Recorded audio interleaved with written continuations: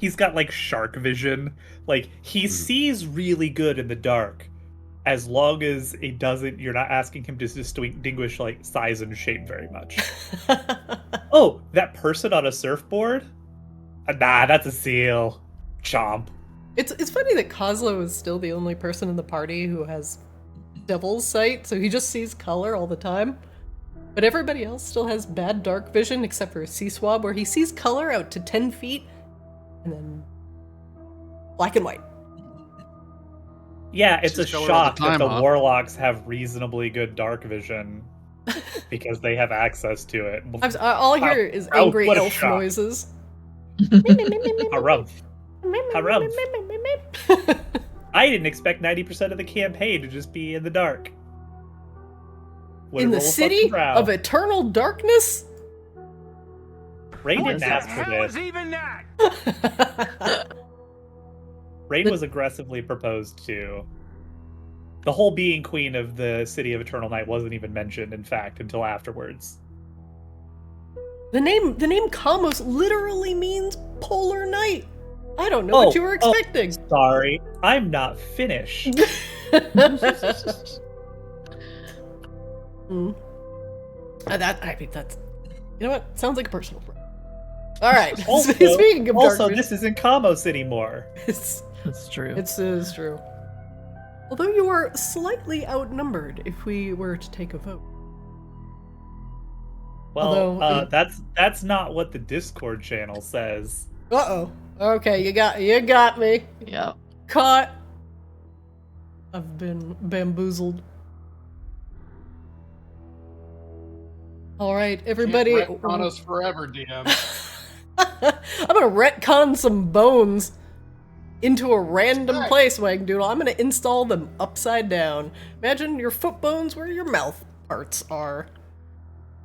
I know where it is. That they may do all of this and then find his bones later. The bones are hiding in the tomb of Flippy. I know exactly where they are. Hi, would you like me to find your bones? Just turn on artificial intelligence and oh god. And I will turn on artificer intelligence. There it is. That's way better. What? We haven't run into Frank yet since getting back. Like, Frank might just have a new best buddy. Might be in the ocean. Yeah, they're walking hand in hand on the bottom of the ocean. No, Frank is not in the ocean. We literally deputized people to make sure that did not happen. Armed individuals.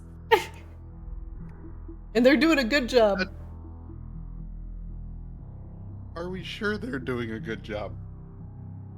No. Because we haven't checked. Why is my stream chat on Streamlabs telling me to join Twitch when I'm streaming?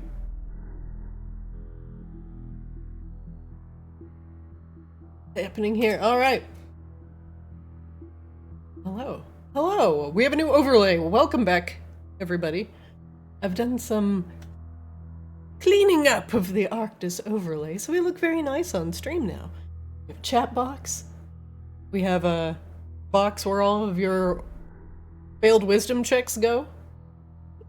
And we have a nice little box for the screen. Also, apparently we were not streaming in 1080p for I don't know how long.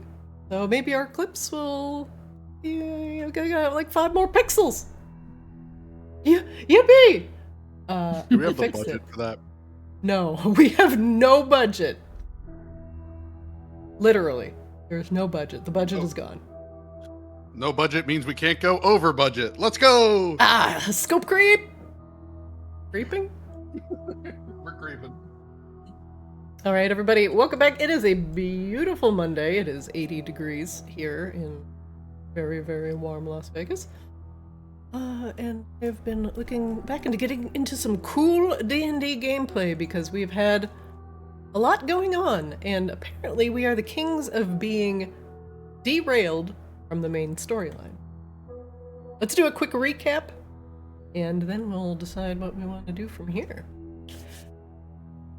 We continue our acquisition of the Abishai. You all have acquired 4 of the 5 Abishai essences so far, with only the mysterious blue Abishai essence that remains. You had a successful trip to the plane of air. You quelled the fury of the slow-tainted Elder Tempest, repaired the heart of the storm, and put an end to the white Abishai that brought the slow to the plane of air. However, the magic warping properties of the slow and the tattoo transference has left Wangdoodle without a skeleton. You have theories on how to get the skeleton back. You run the gamut from replacing it with dynamite, or building him a suit of Pharaonian brass, or perhaps using magic to define where exactly Wangdoodle's skeleton. You have finally settled after a lengthy conversation about possibly regenerating his skeleton using druidic magic, one of which you have access to. And so you called in assistance, 2 of the elders of Maginox, the Dream Eater vampire Chronos Lunesti, and the Were-Raven vampire Catherine Ravensblood. Now Catherine is a druid, and she informed the group that natural regeneration would usually have to stem from something. The rebuilding a skeleton from nothing was not really in the cards. Alara had shared some personal history about herself. As you all know, she was married to the original ascendant of Polaris, King Lokari Polaris, who you had a brief run-in with during your time in Arctis. Her second husband and Eris's father, Chronos Lunesti, is a very famous human artificer who had built her a clockwork heart. She had said that parts of bodies could feasibly be replaced with Danica, and she had shared that the clockwork heart in her chest gave her a semblance of life, allowed her to conceive. However, there was just a small problem. After the run-in with House Vicadus, Chronos was turned into a tiny teddy bear. His soul was ripped from his body cruelly by House and placed there by minions from House Vicadus. He had offered to have Chronos share his knowledge with the artificers in order to craft Wangdoodle a skeleton made of Pharaonian brass. Since Wangdoodle still had slow in his body, that would have to be contained within the bones themselves, continued to run amok. Catherine would do all she can to help, and would assist in regenerating the muscle and sinew to allow them to attach to the new bones, if Wangdoodle lived through the process. Alara offered to help Rain in removing Wangdoodle's consciousness, putting him in the dream while this terrible process unfolded. Now the question is, will Wangdoodle return, new and improved? Or will this be his final encounter with Slow?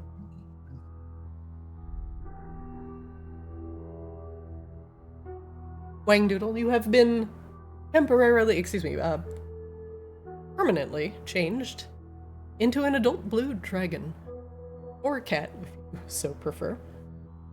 And, while you have been feeling quite powerful, large, physical, you feel the slow inside your body eating away at your form.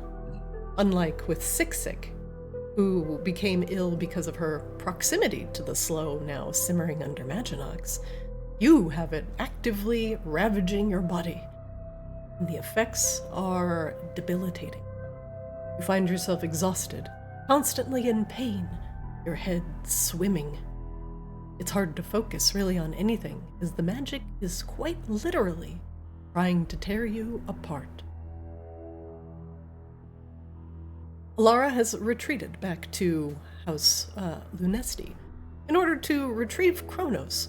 But Rain, the last you saw Chronos, the only thing he could muster in his tiny teddy bear form was, I'm Teddy. How would he be able to teach the art of this strange man? You all decided that you would reconvene on the morrow. Oslo, you would have to bring in the Pharaonian brass. And if you decided not to replace Wangdoodle's skeletons with sticks of dynamite, Baronian brass might do. It was just a matter of crafting him a new set of beautiful bones, and then gently placing him inside his skin sack. Catherine regenerated him. As for the rest of you, well, this is probably not the easiest. And hopefully Wangdoodle will make it back intact. Maybe a little, not insane. Alright. You are all sitting outside the College of Art. What is the acronym that you made? Don't ask me. It's so long. I have it. It's in here somewhere. Hang on. We gotta. There's some scrolling. I'm digging. Nope. That's not the abbreviation I'm looking for. The Maginox Institute for Conservation and Arcane Advancement. Oh right, Micah.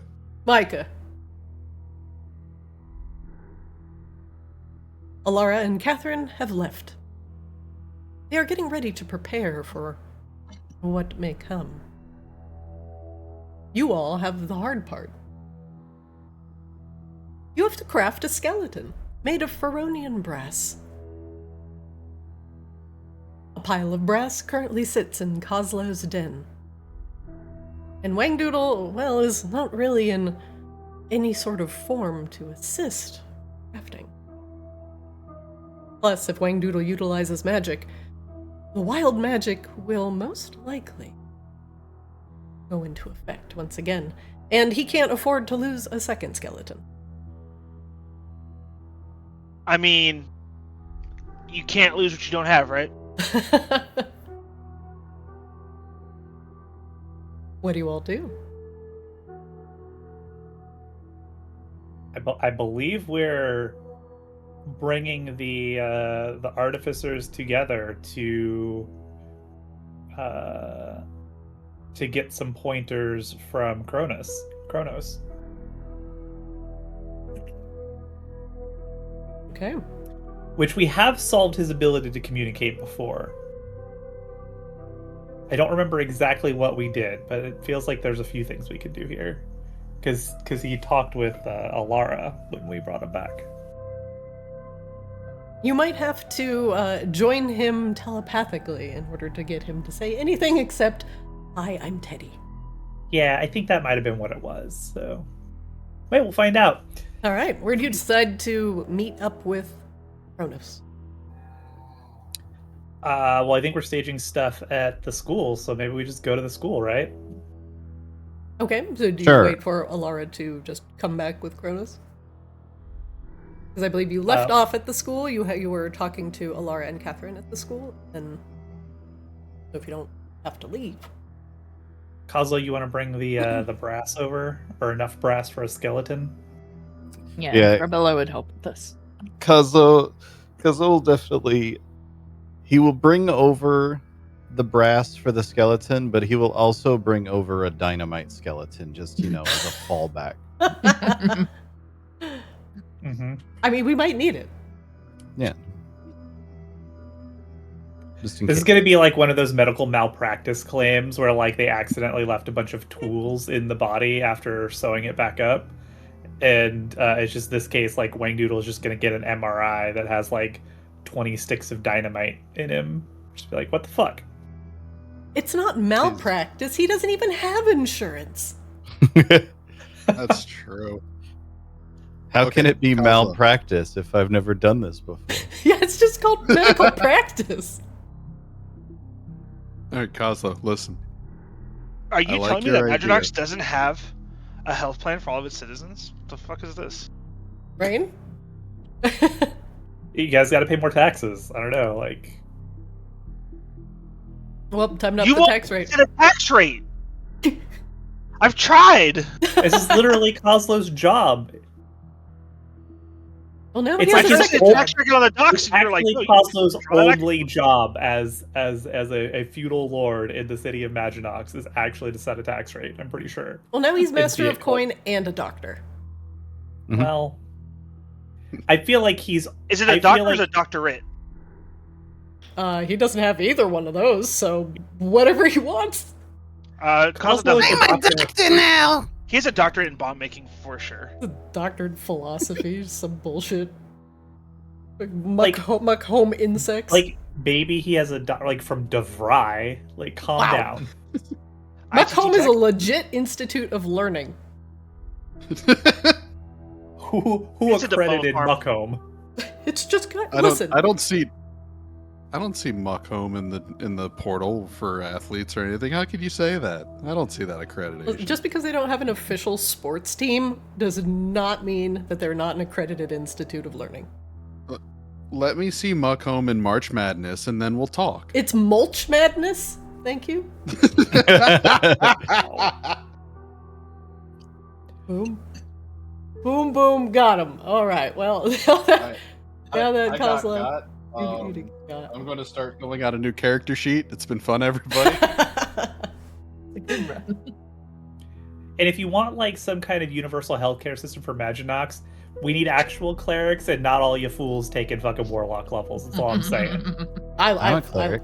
He is a cleric. He's right there. Doctor, cleric, warlock, artificer, Oslo. Yeah, Rain's doing He's literally your best hope, guys. GIF right now.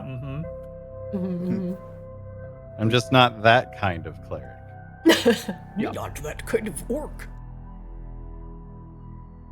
And This is the problem with the Church of Night being the only church in town. Azrael's not a good example of proper like healing clerics.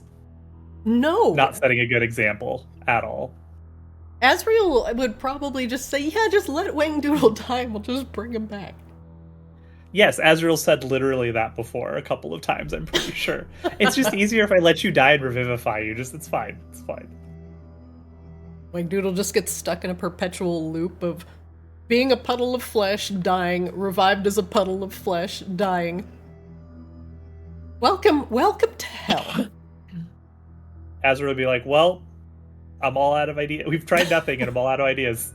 What is this, the Omega Scape? I just turned to goo and reform? Okay. No. You're gonna have to submit a bug ticket. Got stuck in a bad state. Can't hearth out. Can't get rezzed. You're that's stuck under my the world. Unstuck character. His bones are stuck under the world, probably. All right, everybody. Back to the college. You all wait at the college for Alara to retrieve Chronos Lunesti. 2 artificers. You know and have heard of Chronos Lunesti. He has spearheaded a lot of very interesting things in artificery. Not all of them legal. Many of the things that Chronos has done has been on the southern continent of Xavia, where soulcraft and machinery are not seen in a negative light as they might be. Chronos has done some very, very questionable things in the name of science, and has not really let morals get in the way. This includes the creation of machines, powered by, less than stellar means, but also some very, very interesting advances in what could be considered modern science. Some of these things fitting great here, and is possibly one of, I wouldn't say the major contributor, but one of the cited reasons to the reason why humans are banned on. The other one being the rise of necromancy. The utilization of soulcraft. Humans have been utilizing souls as a questionable power source for quite some time, as they have found souls to be malleable and more easily manipulated. Many denizens on Arctis kin humans closer to demons in that regard. Although demons utilize them mostly as currency in forms of power, it seems like the human soul is less tethered to the human body than it is in some of the other denizens. Whether that be by the protection of the gods of the southern continent, or just an innate feature of humanity, it has led to humans being seen in a less than stellar light on Earth. But regardless,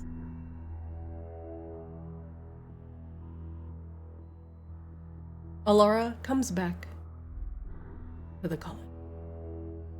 In her arms is a small blue teddy bear. It'd look ridiculous to have such a powerful figure holding such an horrible little teddy. But honestly, it is rather comical to see her walk up with the teddy bear in her arms. She enters the college and motions to everyone to enter a private room.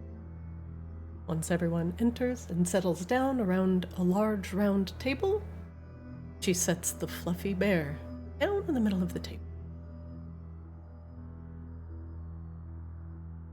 One would think, is she fucking with us? Is she playing a joke?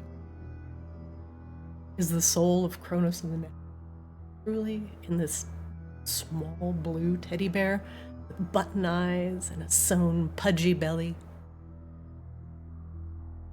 She pats it on the head lovingly, and a squeaky voice emanates from the bear. Hi, I'm Teddy. The bear says that, and nothing else. Laura purses her.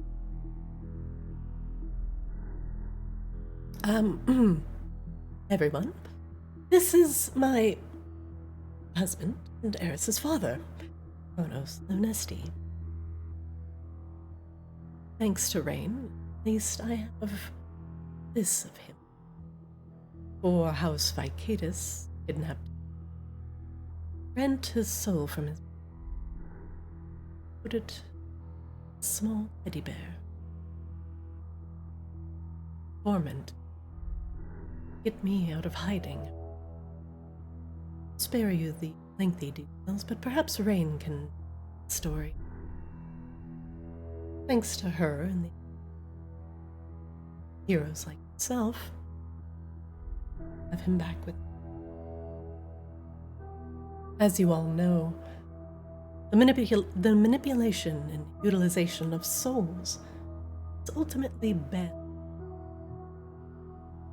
And we have not found a way, not ethically, in order to return Chronos to a more manageable form. Though it pains to see him like this, I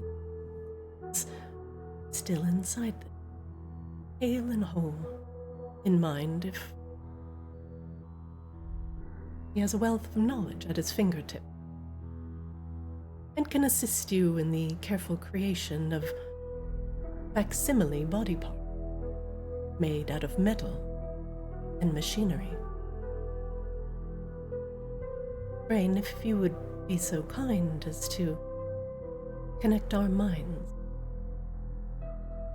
so we can get a little bit more out of him than, well... Teddy says, Hi, I'm Teddy! Nailed it, bud. Yeah, it seems like it couldn't possibly go sideways. It's like one of Azrael's Pokemons. Do we also want Esther and Morris to join us, Wangdoodle? Do you want them on your surgical team? I don't want Morris on the surgical team, but I do need him here. Oh, Wangdoodle, just FYI, you are outside of the college with your head sticking in a window. That's the only way you'll fit. Yeah, we picked one of the buildings that had been largely blown up, so it's like only got like 3 walls and half a roof, specifically for Wangdoodle. I love how I'm not allowed in my own building. This is amazing. You just can't fit. You're an adult blue dragon. Shaggy hair falling over like the one eye at the 3/4 view as I'm poking over the wall. Are you like the dude as a dragon? Like, what day is it, man? Get you like a bathrobe and slippers. It just who pissed on Wangdoodle's rug? The money's down there. Let me have another look. So I guess Rain will. She'll spend the time doing the ritual for the telepathic bond once Esther and Morris are able to join us. Yeah, not saying I don't trust everybody involved in this because, well, I don't. I'm not even going to lie about that. I don't even trust myself at this point. But in the event that I'm not around, we need an intellectual backup of all of my information regarding the slow. And that's going to be Morris. Everyone else can actually facilitate with doing something useful. So what you're saying is Morris is your insurance policy for saving the world. Yeah, pretty much, yeah. But you don't trust him with your body. No, not at all. Saving you. No. In other circumstances, this would be a very strange, paradoxical quandary, but you know what? I kind of understand. I'll be happy to explain it if you want. I don't think you need to. That's the point. Excellent. It makes sense, even though it should not make sense. Morris and Esther join you at this artificers conclave. Hello, we came as quickly as we could. I'm so happy to hear that, because time is not on our side right now. Oh, boy. You're really big and blue. And a dragon. Oh yeah, would anybody like to give Esther and Morris the TLDR download? Wangnoodle. You know, so actually what happened was we were saving the world as we always do, and Wangdoodle lost to 50-50. And now he doesn't have bones. Oh. Despite my current appearance, these bones are... I would say they're on loan, but this is kind of me now. Which also goes to say, if anybody sees a mysterious set of bones for sale anywhere, please let us know. I have to say, this is Maginox. There's seems to be a lot of bones.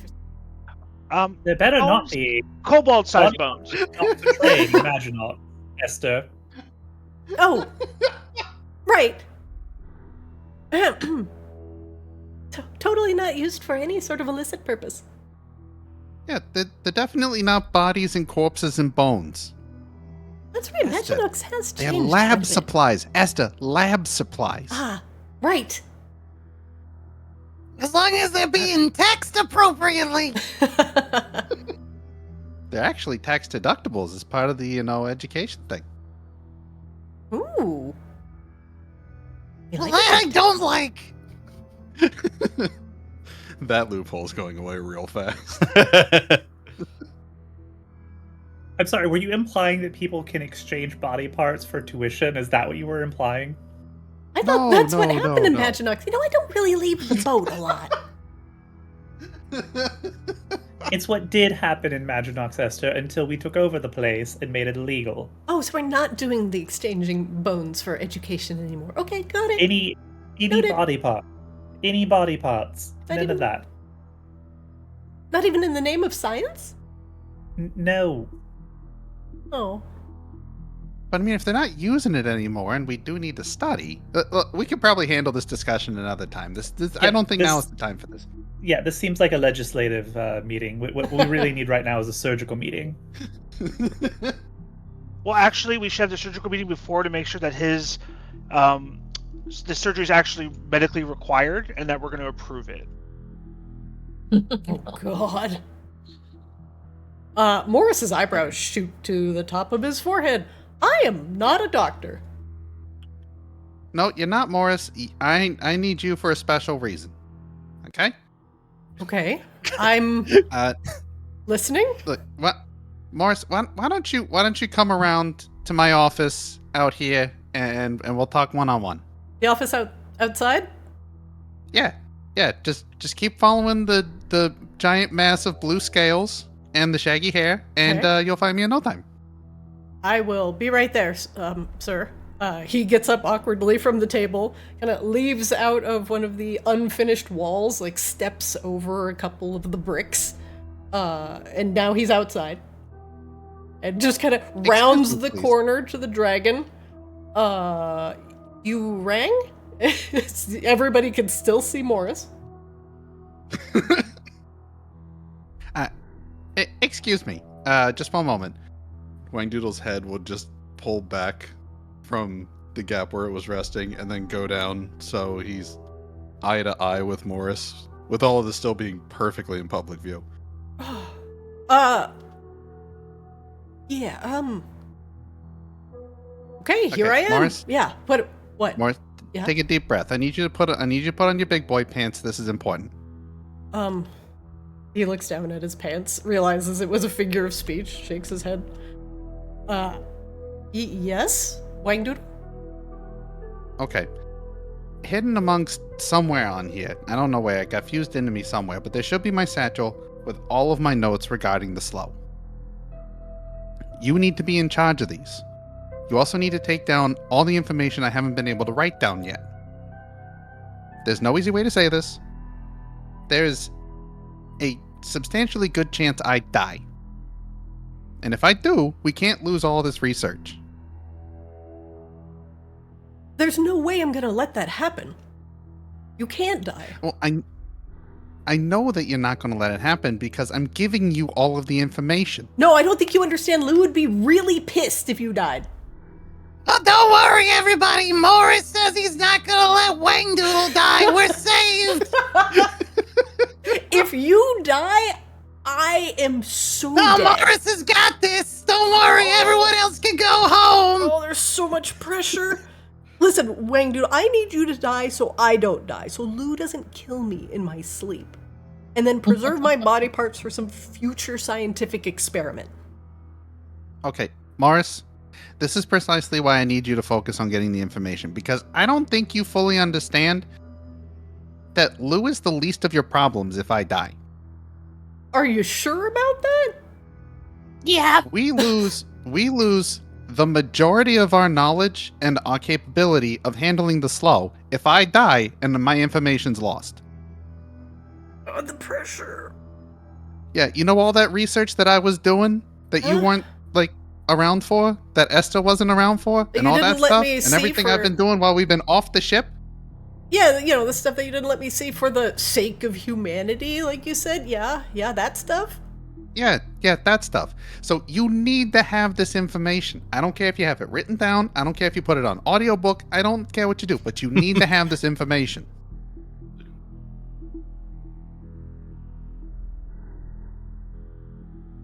If I don't come back as good as I am now, if there's even a hint that I'm compromised, someone else needs to be able to execute on this information. And it's gonna be me? Wangdoodle, yeah, it's gonna be you, Morris. You're careful enough that I know you'll make the right decision. The problem is I don't have a lot of time now, so I can't wait for you to figure out what that decision is. So I need you to just kind of follow me for now, and then if I can't make it back, then it's time for you to take the decision and go forward with it. Okay, but you have to promise me that you're not going to die. We have to graduate together. We're still on loan. We're still kind of technically undergrads. And you're not supposed to die as an undergrad. You're supposed to be professional before you die. Listen, what I'm just trying to say is we're too young for this. And we have a lot to live for, and if you die, then you are dead. And I, for many reasons, don't want that to happen. I know what you're giving me is a lot of information, a lot of really important world-saving information, and that's a lot of pressure, and it terrifies me. But what terrifies me more is the prospect of potentially losing a friend and my biggest rival. Wait, you think you're a rival to Wangdoodle? Poor guy's pouring his heart out. Just laughing at his fucking face. It's the wild magic. Kozlo has to be a dick to Morris for reasons I don't remember. Oh, I am! I'm his rival! Yeah! That's really cute. Wangdoodle realizes that Morris is still kind of caught up on the emotions of it all. And to help kind of sell the point, he generates up a mild version of a burp with traces of that slow toxin rising up like vapors out of the corners of his mouth.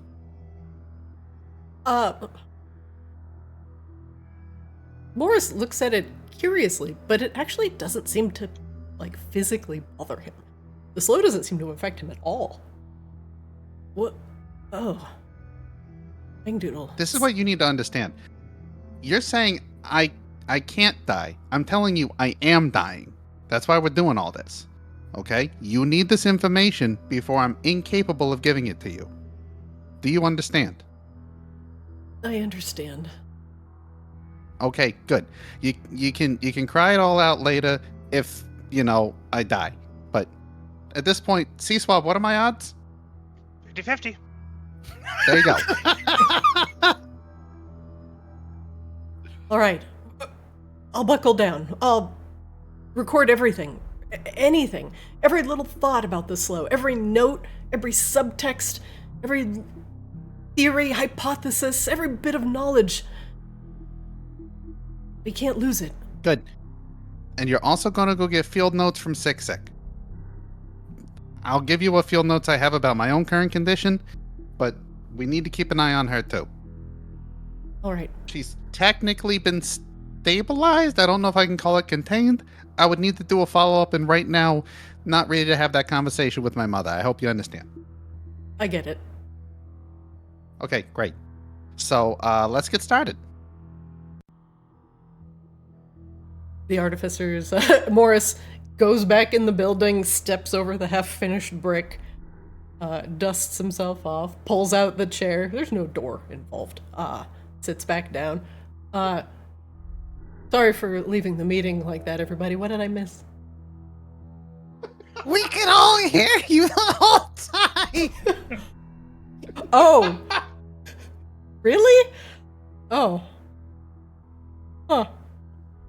He looks back out the window, the half-finished window, at Wangdoodle. And back at everybody Wangdoodle inside. raises Honestly, we don't deserve arm and just Morris, waves. y'all. He's too pure. You're correct. We have done nothing to deserve more.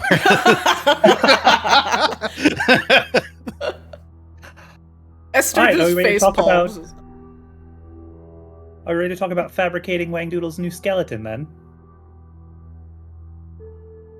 Alara Great. pats Chronos. Telepathic bond. All right, dear.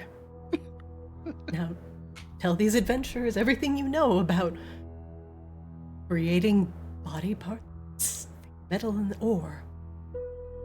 You hear a very measured, very even voice in all of your heads. It is nothing like the squeaky, cute emanations from the teddy bear. Greetings, everyone. I am Chronos Lunesti. Forgive my current appearance. I hope it has not inconvenienced you. Although I wish this were under better circumstances, my wife has told me about your plight. It is unfortunate. the slow and wild magic has caused such a debilitating. But rest assured, it can be solved. With Wangdoodle's permission, of course, I can teach you how to fabricate a set of bone, metal bone, so that the flesh can once again be fused to it and infuse Wangdoodle with new life. But be warned, this will not be an easy process, and it will be very painful. You have powerful allies here that can help, but you all will all have to contribute. Help bring Wangdoodle back, hale and whole, this particular. It does not matter how Wangdoodle has lost his skeleton. But we have what we need here. You just need the knowledge how to rebuild him. Wangdoodle. Christina? Yeah. Sorry, just for clarity. Is this like dramatic voiceover narration coming alongside adorable, cute teddy bear like gesticulation? The teddy bear is standing up right now on the table. It has started to move. And he's walking back and forth on the table with his little like stuffed arms behind his back. And he gestures occasionally with one hand and points at certain things as if he's giving a scientific lecture. So this is like Ted. Wait. Yeah, he's literally Ted but blue. Wait, is Morris part of the brain trust for this telepathic communication, or is he just watching a semi-sentient teddy bear just walk around on a table? He is part of the telepathic bond, yeah. I feel like it's actually more disturbing to Morris if he's part of the telepathic bond. So he's part of the telepathic bond. Just, Morris looks horrified. But also kind of interested, and he's jotting down a lot of notes. Actually, his head, he's looking down at his notes, writing furiously. He looks up at the teddy bear, he makes some notes about the teddy bear, and he's writing things down furiously. Artificers, if you will, lend me your attention. I got a question, though. Of course, Kozlo. If you're an expert on making bodies to replace parts, why are you a plushie? He sighs. After House Vicadus and some members of House Umbrellis had kidnapped me, they decided to attempt to lure my wife out of hiding. They wanted Lara for reason. And so, they had found me, and they were searching for Eris as well at one point. And then, using forbidden soulcraft, removed my soul from my human body, and had placed it in this teddy bear, in order to both torment and continue to utilize my knowledge, but without having me be a physical threat.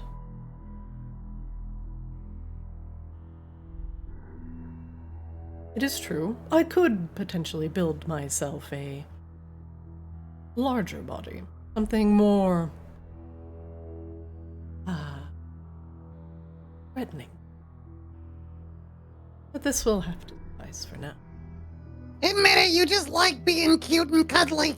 The bear would smile, but if he could, but the little blue bear just nods a bit. We've been trying to find a way that doesn't utilize soulcraft. There have been entities that have utilized forbidden power, and of course, respecting the rule of Maginox. Putting my soul into another vessel would be strictly.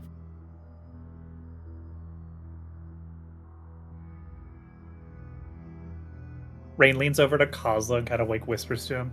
Also, I think Alara kind of likes the teddy bear vibe for some reason. Like, no, actually, like, I think she kind of likes it. The difference between myself and Wangdoodle, that Wangdoodle's soul is still contained in what is left of his body. It is merely that his bones are elsewhere.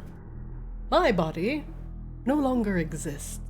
No bones, no flesh, and a soul contained in this. I would be more akin to a magical item or relic, opposed to what you would consider a humanoid being. I am merely knowledge and an item, and little more. I hope this answered your question.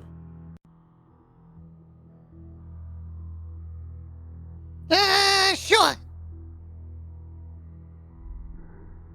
You are lucky that Wangdoodle's soul is still contained inside. He gestures to the dragon, the polymorphed body, or this might become much, much more complicated.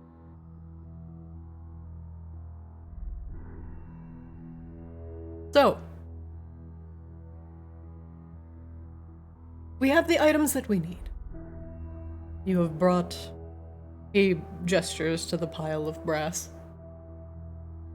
Coronian brass.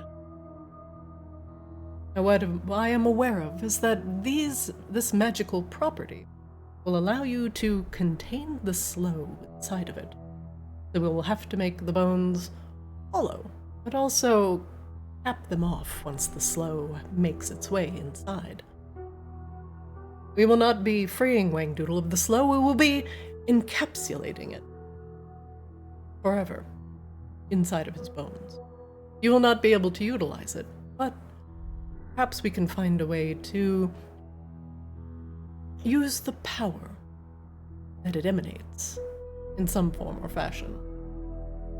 That's where you will come in. So, we will have you keep track of the power levels of the slow that is emanating off of Wangdoodle's body, and make sure it doesn't reach a point where it cannot be contained by flesh. And hopefully, Wangdoodle will not explode once the skeleton is placed inside his rightful sack of flesh. Yeah, at least not until we light it. There is a chance, however, even though the slow is contained, before it is fully encapsulated, it might let loose a unimaginably powerful burst of energy. And hopefully, that is something you can both track and perhaps utilize, or contain, for future experiments. You do like explosions, don't you, Kozlo? Kozlo will just look at, like... I don't actually even know how Kozlo reacts to "do you like explosions?" No, I think his reaction would be like, I love them. Doesn't everybody? Good. That is what I like to hear. As we create the skeleton, I will have you create a small... I'll put this. Energy encapsulation device. A bomb. We'll capture any of the remaining slow emanations before they are completely encapsulated by Wangdoodle's bones, and place them inside this small device. He looks over at Seaswab. And Seaswab, Master of Storm. Once Wangdoodle's bones and flesh have been knitted back together, there's one thing that the body of a mortal needs. That is a spark of... an electrical impulse sent through the body in order to get the heart beating once again. Wangdoodle's heart still exists inside of his sack of flesh, but it might need a little bit of current in order to get it beating once again. We will not be replacing his heart with clockwork. It would take more time than what I think Wangdoodle has. But I will rely on you. Jumpstart his heart once the bones have been placed inside. Do you think you can do that? He's just got a little spark in his face. Yeah. Claire! That's this. Rain, you and Alara will be tasked with removing Wangdoodle's consciousness and placing it within the dream. You will have to monitor whether his body and his dreaming subconscious will still be communicating with you. And if the trauma of the body is too much, his consciousness may still feel, even though he is separated. Making sure his mind is intact is of the utmost importance. Alara nods, looks at Rain. I have the utmost faith. My talent daughter-in-law can do this. Yep, sounds good. Or we could just put his brain in a jar. That's also theoretically an option. But the dream is probably more delightful, I would imagine, so... That is an option, but it is crude and not really conducive to adventuring. Let us hope it does not come to this. Temporary, you can redeposit it into... Honestly, artificers. This is what Wangdoodle wants. A skeleton made of metal. Not some brain in a jar. We will give him what he wants. Not permanently, artificer. You all have no vision. I swear to God. I don't... Surrounded by artificers, help me. wait, hang on. If we do the brain in the jar route, can we also connect me up to a large display screen so I can effectively become the computer from Courage the Cowardly Dog? Only if the computer is somehow sentient, in which case you would be able to possess the computer and force out the computer's soul into the jar. That's how Magic Jar works. I just want the idea. Of course. What do I look like? A toaster? Theoretically possible, technically very difficult. And of course, Rebella, your strength renowned throughout Maginot. Alara has told me many stories of your courage, strength.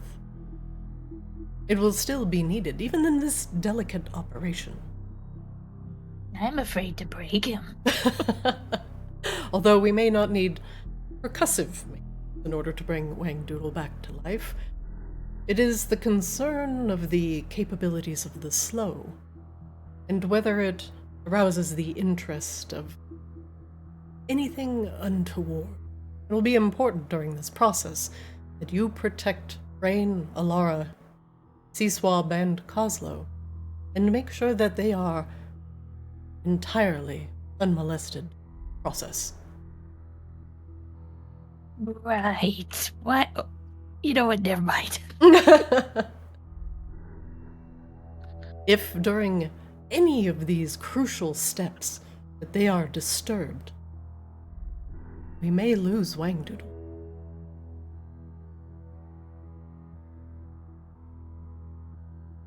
Your task may be a simple one, but it is of equal importance.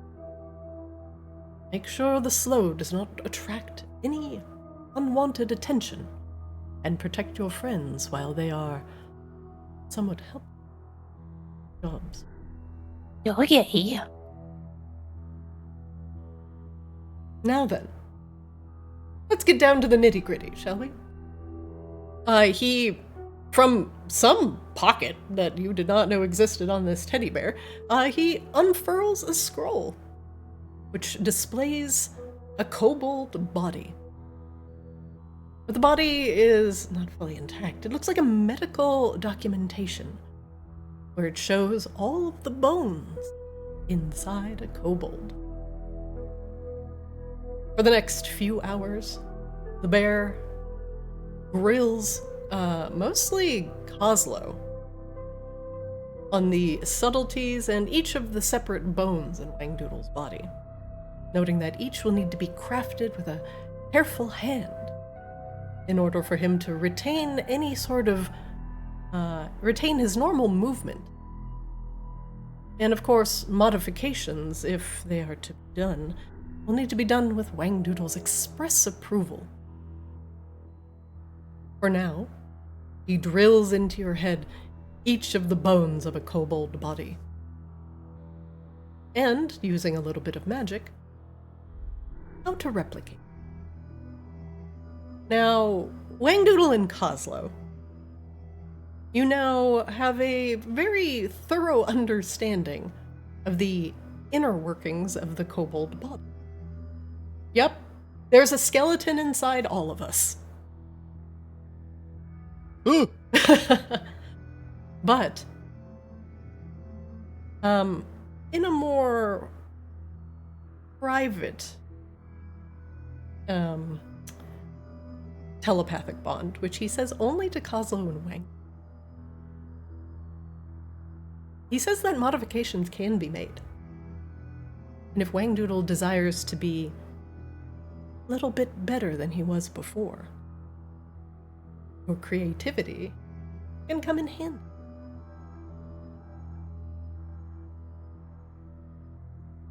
Are there any modifications, Wangdoodle, you want done to your skeleton before we these procedures? Chronos details here's some examples of what Chronos has done in the past. For a man who once lost his leg, he replaced his bone with a humanoid-looking prosthetic, something with ears in it that allowed the man to move, jump high. Or replacing a lost finger with a mechanical digit that also contained a small hollow storage device where he could put ink or even poison. It allowed them to extend mechanical even the skull. Perhaps you want an eye in the back of your head. Some sort of action device so you don't get dumped. Many things can be modified, skeleton. Many things. You can take this to the extreme, or you can keep things rather mundane. There's a risk to everything, however. But he wants to hear your thoughts. How badly do you want to modify yourself? How exhausted am I at this point? You have still one level of exhaustion. We are still on the same day. Okay. The question is not what would I like to do. The question is what's the limit. We're not in the restoration business. Let's be fair.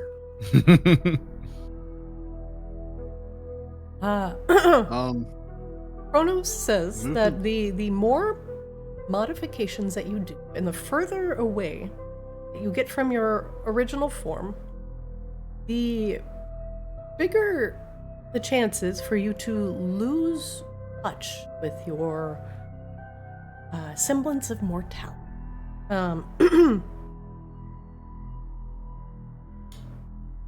He says that the more modifications that you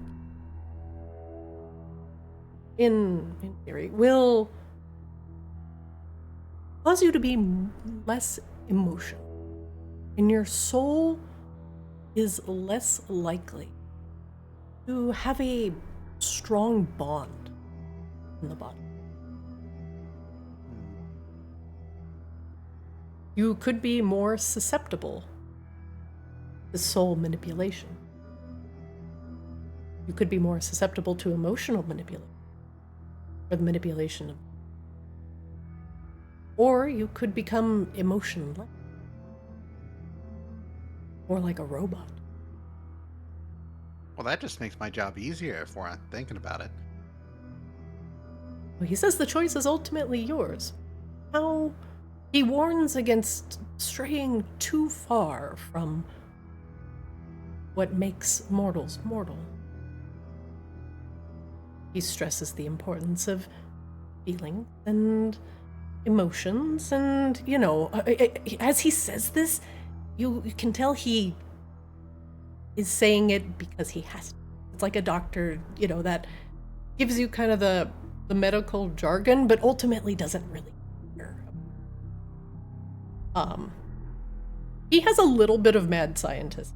And by a little, I mean a lot. But you definitely you have the feeling that he's saying it because he has to.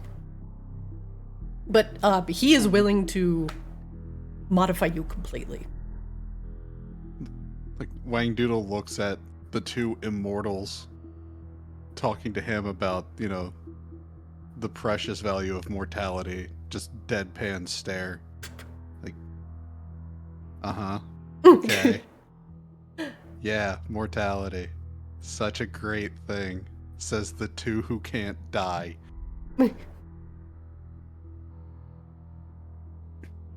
He gives you a somewhat serious look.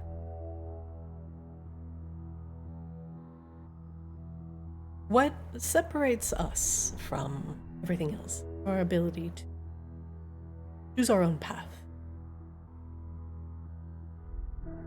And you don't want to leave that in anyone else's hand. I will respect your wishes, of your modification. I will do what you feel in your heart would be done. And with Koslow's help here, I feel very confident we will be.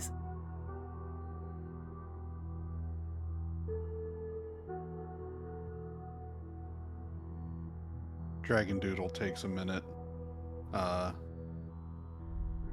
laying his head down on the stone and closing his eyes, taking a moment to think real deeply on the situation.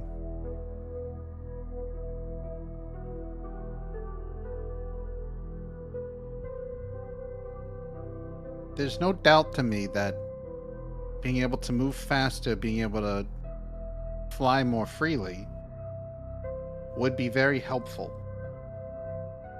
But if I'm going to do what I need to do, I need to maintain my full faculties. I may not have the most nimble hands, but they're mine and I know how they work.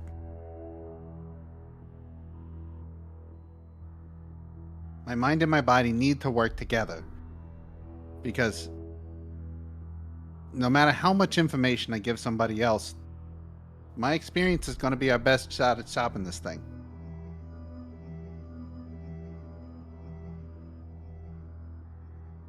You know, we can modify, you know, we can modify the ankles, give me a little extra pep, you know, that's perfectly fine.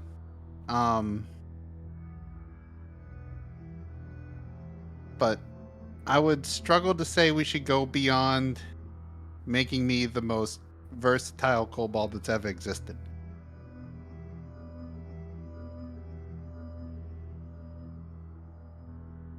And I can't believe I'm saying this, because, you know, anyone that wants to install a shoulder-mounted rocket launcher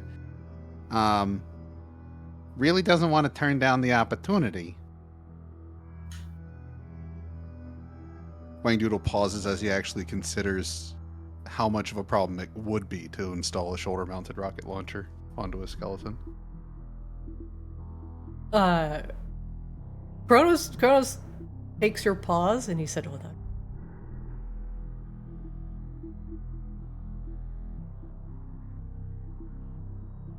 Yeah, what am I thinking? Why would I turn down a shoulder-mounted rocket launcher?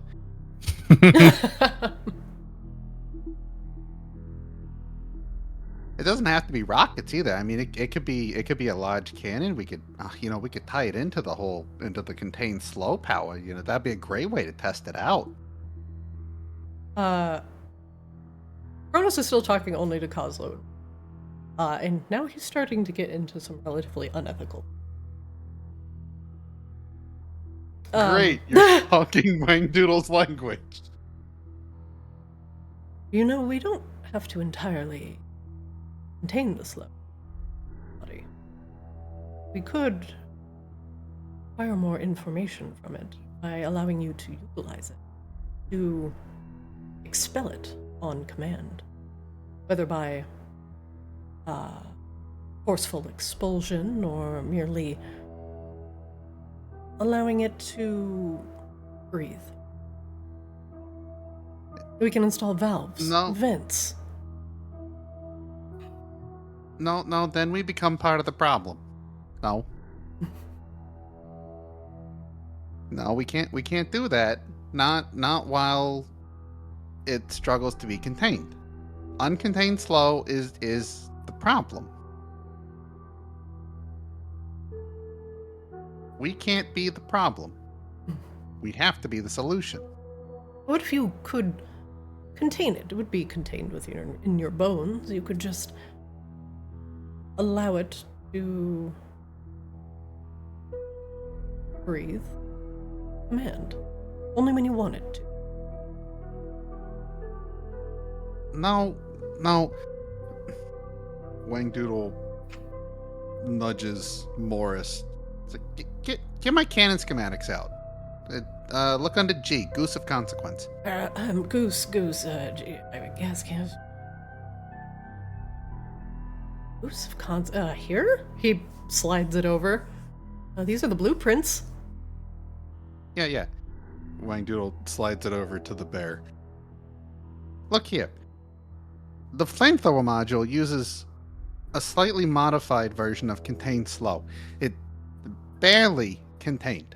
Barely. I mean, honestly, if I'm not even sure about this, but if you pick up and shake the goose a little too hard, glances over at Cabela.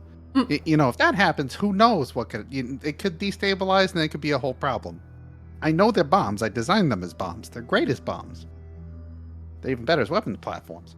But we're talking about that, and that's hard to maintain.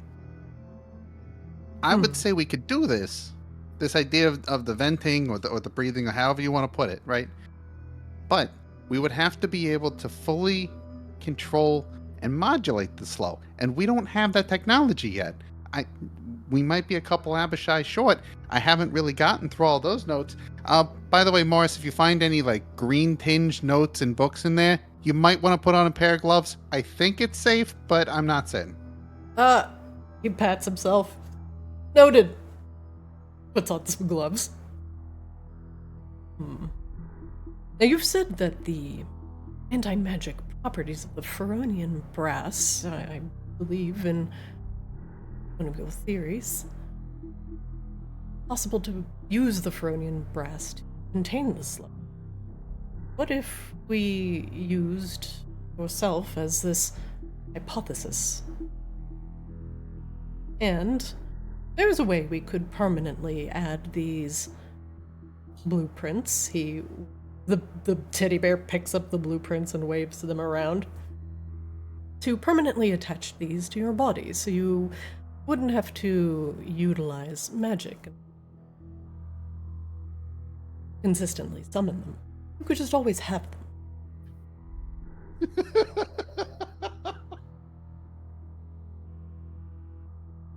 I'm sorry. I just got the idea of the revenants from Doom. Yeah. Jumping skeletons with the rocket launchers, right? Mm-hmm. Shrink it and turn it blue. Yeah. Exactly. And I think if we fully tapped the slow that you've already installed within the cannons to the inside of your bones, we could theoretically have your cannons be on a toggle system. You could have them utilize the slow as a power source, or you could completely shut it off and have them use the normal magical eminence. But if we are to see give them gimbal mounting. If the Feronian brass will truly contain the slow, you could be the best option we have to test that theory. And if the slow doesn't have any effects, while it is within your body, we can completely I'll turn that hypothesis into fact. If we do not notice the slow warp magic while still inside your body and contained within the bones, and only be able to utilize it on hand, then we could go a step further and say that the Feronian brass is the perfect vessel for the slow. And potentially solve the problem of Arctis once and for all. This might be the step that we need. But it is a risk. It might not work. Well, we still need to have the counter agent, because we don't have the counter agent to the slow yet. But I like where you're going. Morris, can you hand them over the notes for I had this thought in my head. Why is it gone? Why is it already gone? The poisons?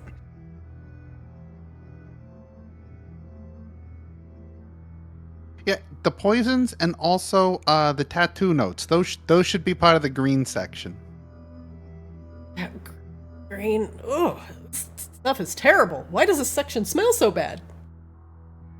Don't worry about that.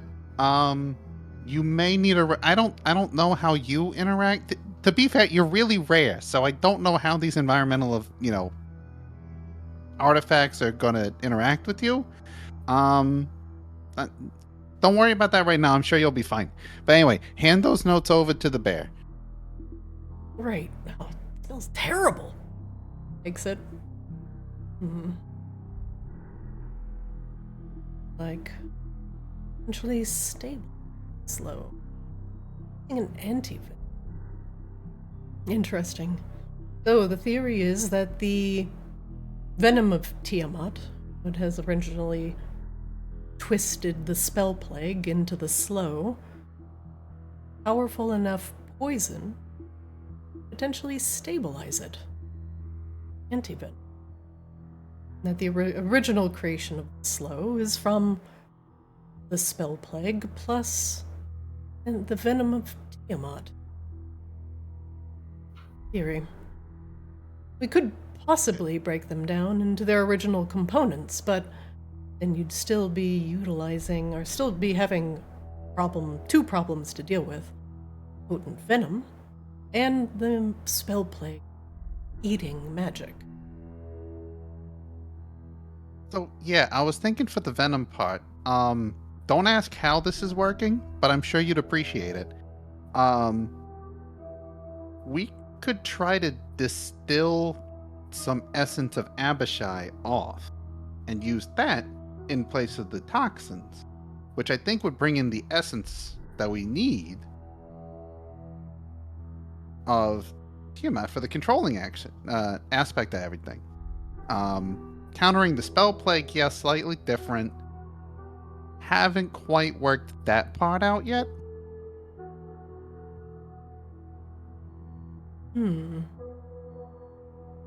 Interesting theory. What is your goal here? In order to use the essence of the Abishai, you would have to have the correct resonance.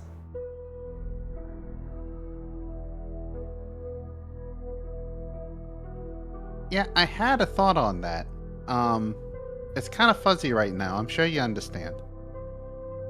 There's not been a whole lot of time to write stuff down, if I'm honest.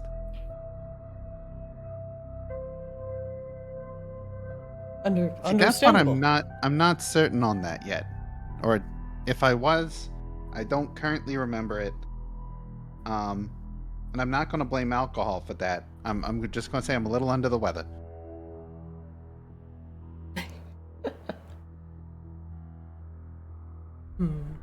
Well, the essences of the Abishai could potentially be used to neutralize the venom in place of powerful venoms. It is the spell plague that could pose the greatest issue.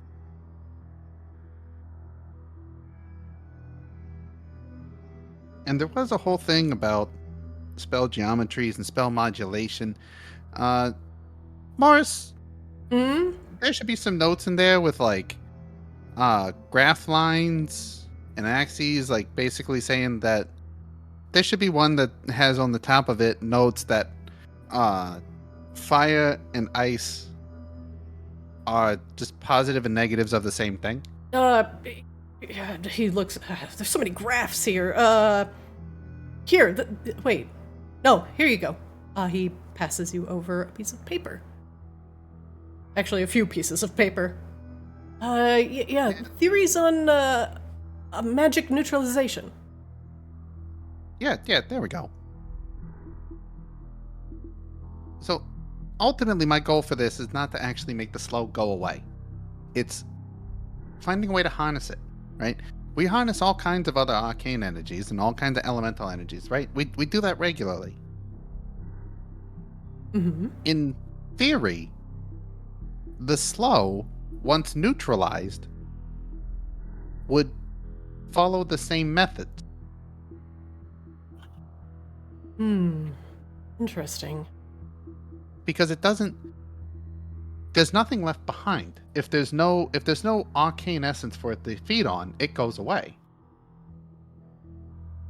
True. The only time that, well, we only theorize that if the slow were to completely ravage Arctis, it would not only kill him, but turn the entire continent into a land entirely devoid of magic. And currently, if you think about the places in Arctis that are lacking in arcane essence, there's not a slow problem, right? If you've got arcane deserts, you don't have the issue. Obviously, we can't exist in a planet in a place like that. That doesn't work for us. So there's got to be something we can do to neutralize and control it. There's that limiting factor. There needs to be enough arcane essence for it to exist, but it needs to be slowed down to a point that it can't consume all of itself before it can have more before it generates more for it to feed on. With that in mind, what if we treated the spell plague like a mortal plague? A sickness. A virus has to have something to feed off of. It generally takes over a cell and then utilizes whatever energy has been off that cell to feed itself. And then once it's run its course, it either replicates or dies. But ultimately, a virus would not want to kill the host. It is just what happens. A virus tends to run rampant. But a virus in a host can also be contained. It's true. It can just go inert. There's plenty of evidence and examples of symbiotic parasites coexisting with their hosts, right? So, if you can control the slow in a way that, say, it eats away at, we'll say, less favorable parts of a person, diseases, stuff like that, right? Gives them a chance to generate more healthy energy. That healthy energy is then also going to help feed the slow, which then strengthens it to help take away some of the more negative stuff. And you see how it kind of creates a feedback loop for itself. I do, but the only way to accomplish this is to entirely remove ley lines from the origin of the slow. That is the only way. You would have to completely isolate it. Then, without any connection to magic, without a cell for a virus to latch onto, if the virus is the spell plague, and the cell is, well, Arctis, or the magical ley lines, it has no power to feed off of. It would generate its own energy and, theoretically, eventually fizzle out. We don't know how long that would take, but it is something that could potentially be utilized for a time. We know that dragons are more susceptible to the slow. I mean, hello. So, we already have these notes of what it starts to do once it's, kind of settled into a slightly smaller scale than ley lines. Mm-hmm. There's also plenty of notes in there that... Morris, did you send over the corpse notes too, or just the notes on the tattoos? I have it all here. He's digging. It's somewhere in here. Sorry, these gloves are making it really hard to get through the paperwork. Paper rustling. Here's notes on the corpses that you found in the Green Abishai's room. Great. So there's already some notes. I'm a little ashamed that someone got to these notes before me, or this was me on a bender. We don't know. There's been suspicions. I can't confirm. But, there's notes about what this can do with living creatures. We need the neutralizing agent to stop it from just ramping up too much within the body. We know these tattoos can be used to help contain it, which might be the slowing aspect we need. But again, without that neutralizing agent, there's not a whole lot we can do to establish that balance.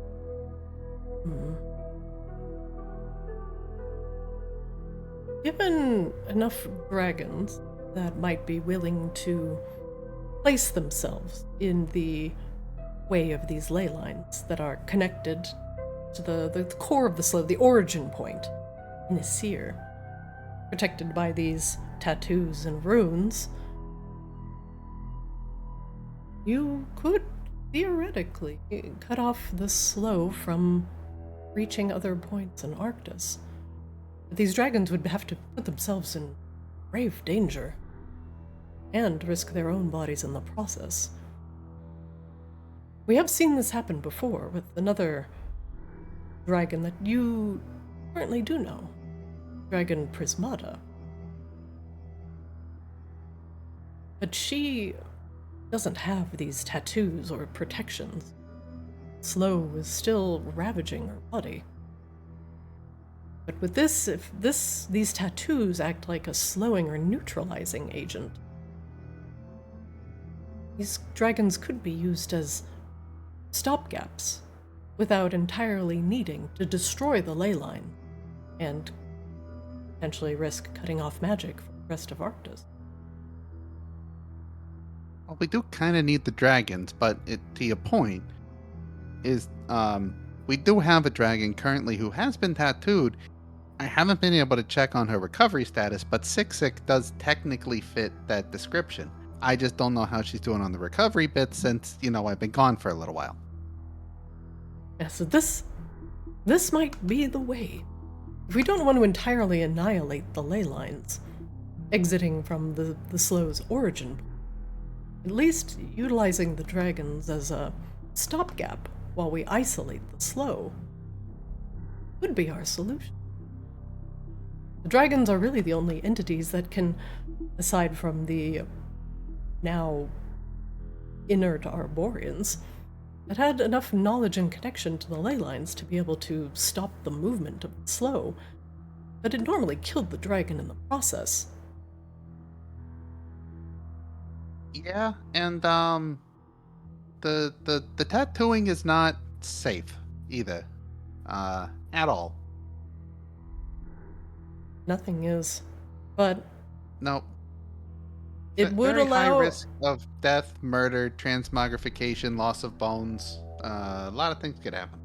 But it could allow a isolation of the slow, much like a clamp would be placed over a vein in order to staunch the bleeding, giving you enough time to completely isolate the slow from Arctis, and decide if you want to utilize it or contain it.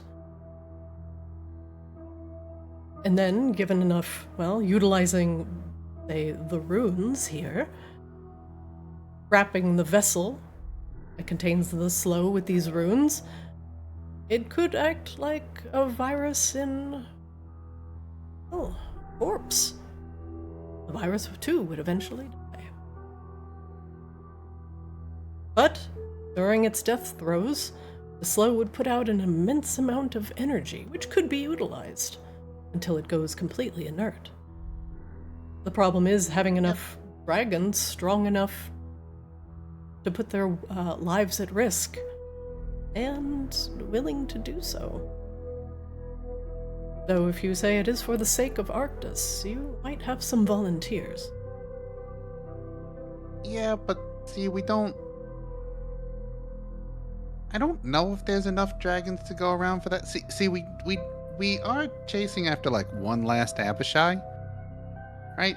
So at that point, we could just distill from each of them and then potentially just blend all that into one super concoction. At least that was my idea. That would potentially neutralize the most harmful aspect to the dragons, the venom of Tiamat. And yeah, see, that would help slow things down, like, immensely.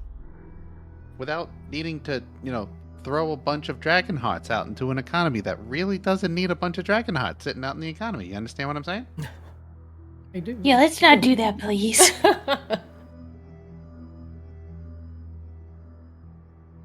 Well, he thinks. There are currently 6 major world trees in Arctis. And each of the world trees, their roots go into the plains in order to suck up magic. If we were to find 6 dragons tattooed with these runes, in order to protect them from the ravages of the slow, and place them at the origin point of each of the ley lines extending out from the slow, while it was isolated, you have a fix to your problem. It does require the last Abishai essence and considerable amount of resonance, at least to get it to be on a similar wavelength the venom of Tiamat, without having access to Tiamat's venom itself. Not that that is something I would feasibly suggest you go do. No, I prefer torturing the Abishai in our own engine to help build up more of their power and then distilling that down and using it again against them because, well, it makes me feel good to think about that happening.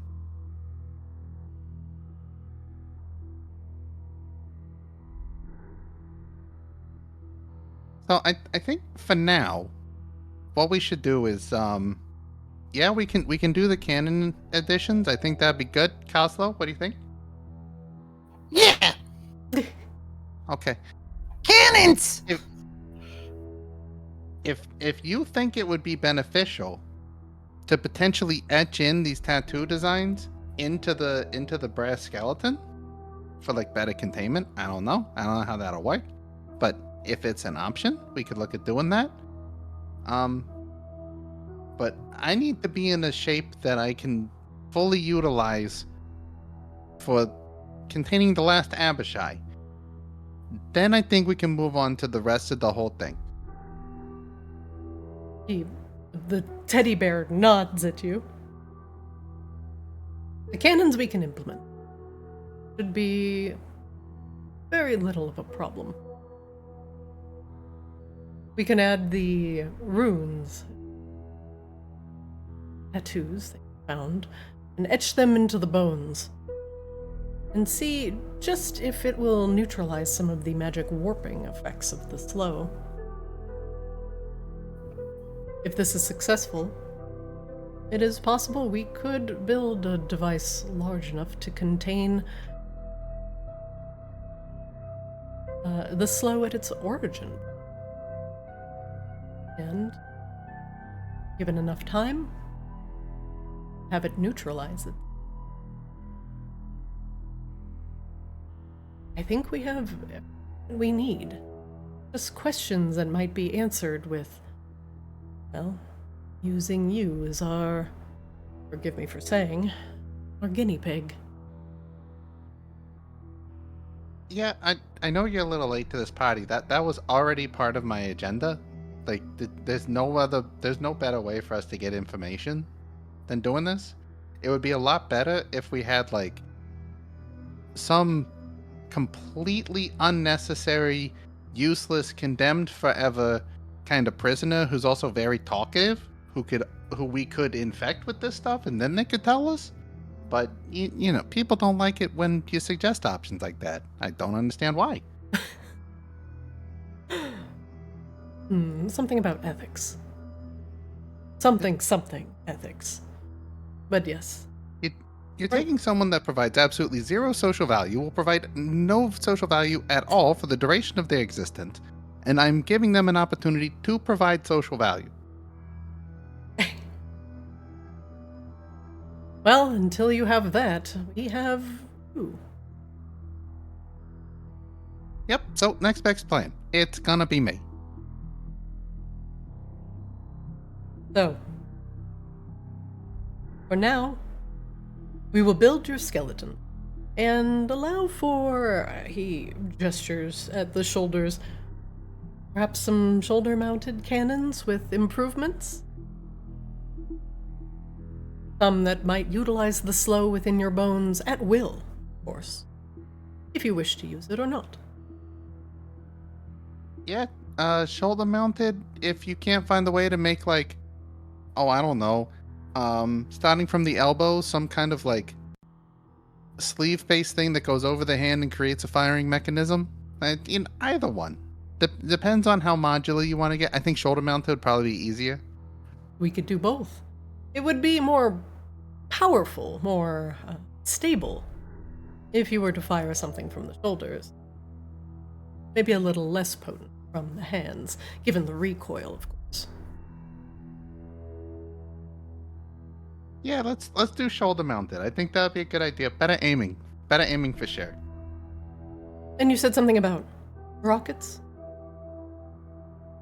Well, it could be rockets. I mean, if we're just implementing the Goose of Consequence model, cannon's fine, right? You know, rockets also a model. Rockets also an option. Honestly, whatever will make the biggest explosion is what'll make me happy.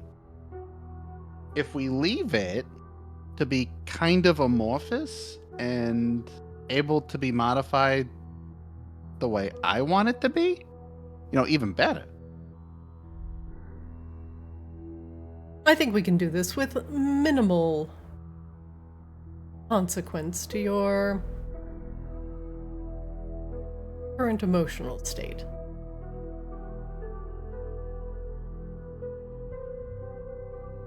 And, of course, a toggle and a failsafe if you wish to utilize the slow in your bones or not. The rockets would, of course, have to be powered by slow, or perhaps a spell.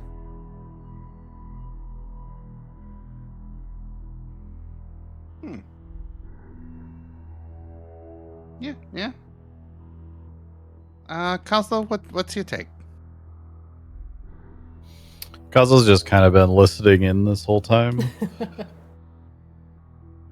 I think at this point he's just like itching to just fucking do it. Like, yeah, let's do it. Let's go. Guns and cannons and everything. All right, so in game, out of game, mechanically, this is what Chronos is proposing. You can summon your cannons at any time without having to utilize a spell slot. It would still be a bonus action to do so. The cannons would be mounted to your body. They would be mounted essentially to your hands, and you could pew pew pew with them as you normally do. There would be an additional cannon property that would come out of your shoulders that would allow you to fire either a slow rocket or a spell out of your shoulders to a target. So it would allow for ranged touch spells, essentially. Or you could just shoot a slow explosion and force your target to both take damage and to make a wild magic roll. Wait, what? Yes. If you do utilize the cannons, which would be if you utilize the cannons for ranged touch spells, they don't utilize the slow property. That would just be you turning the slow valve off and utilizing your magic. If you turn the slow valve on and you make the slow rockets, they will do damage and cause your opponent to make a wild magic roll.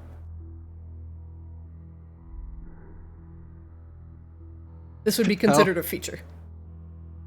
How does everyone else feel about this? Because I love it. I don't think most of us heard the conversation, but out of character, it sounds fun. Yeah, I think we've just been watching the artificers nefariously gesticulating at each other, swapping notes back and forth, obviously up to something. Yeah. And like we don't know anything. All of us just kind of shaking our head disapprovingly, but like, what are we gonna do about it? And also, if something goes really bad, like with the slow in your body, you can activate your failsafe to essentially seal your bones and have the slow not affect you. But you will just have the slow in your bones forever. But your bones will be etched with the runes that you found. And you could totally turn on the failsafe to try and neutralize the slow if you just don't want it in your body anymore. But that may or may not work, and we don't know how long it takes for the slow to neutralize itself. That's kind of what Chronos is getting at. I love everything about this. This is amazing. Question. Yeah. If I wanted to use the cannons just as the cannons, right? Just as the force cannon attack, is that still feasible, or is it only get to basically do like range touch spell as a feature to this? Oh, you can still use your cannons as normal. They will just come out of your hands, and you don't need to spend a spell slot to activate them. I love this. I love everything about this. There's no way this is going to go wrong for me, which means it 100% will. And if you did want, you could turn on the slow aspect of your cannons as well to make your opponents make a wild magic roll when you're using it. What's the worst that could happen? This is we go through all this again. So it's just it won't happen to you because it is contained within your Feronian brass bones. But horrible things could happen, or good things could happen to your opponents. It's essentially, I will ask you when you use your cannons, are these slow powered or are they not slow powered? And you will just have to say yes, and it'll be blue fire or red fire. And if it's blue fire, your opponent's gonna have to make wild magic rolls. Well, okay, hang on. To be clear, it will happen to your opponent or anyone within up to a 10-mile radius so far of the rolls that we've seen. Yes. Innocent bystander also similarly could be affected by whatever random bullshit. It's literally the gif of Moon Knight going random bullshit go. Yeah, it is. But at any time, if you just want to hit the big red button and say, no more slow in my body, say if something goes real bad, that button will just exist inside of you. It will be in a location that only you know. Kind of like the crack the back of your tooth to take the cyanide pill, and then you just shut off slow from your body permanently. But that would mean your cannons won't use the slow, and your shoulder-mounted rockets won't. Okay. Don't you just hate it when you fire a rocket at a large enemy and they just turn into a potted plant? Like, it's just the worst. Here's an example of what could happen. See, we don't even know what that means. Caster suffers fools gladly. Huh? Like this. From now on, all within 50 yards look as wounded as they are now. Oh. Concern? But yes. So these effects won't. No, hang on. This is also still taking into effect the wild magic effect I have of anything I touch with fire becomes undead. Yes. That is just permanent. Yeah, no, this is fine. There's no way this goes wrong at all. All right, Wangdoodle, do you accept these modifications? I've had a Wand of Wonder since the start of this game, and I've been too scared to use it because of how bad it could go. It can potentially be really bad. My guy, what game have you been playing? Yeah. That, all of the near deaths you've had over time. Probably because, you've had this wand. Honestly, I think like the only time anybody in the party has gotten genuinely close to death, like actually on death's door, has been to a direct result of a slow roll. Also true. No. I've been fucking murked just by Christina hating me. But you've not actually, no, you've gone down, died a but you lot. haven't gotten close to actual death.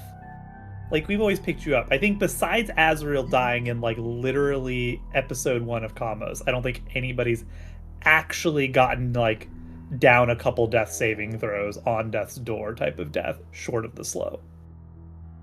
You might be right. I'm racking my brain. I can't think of anybody. Maybe you did get down a death saving throw or 2, C-Swap. It's possible. I've been down a death saving throw before. Have you been on, like, one death saving throw? Like, if you rolled, you died? It was when we were in the when we were clearing out the church. Mm-hmm. Yeah. Okay. So C-Swab. Okay. That went poorly for him. Yeah.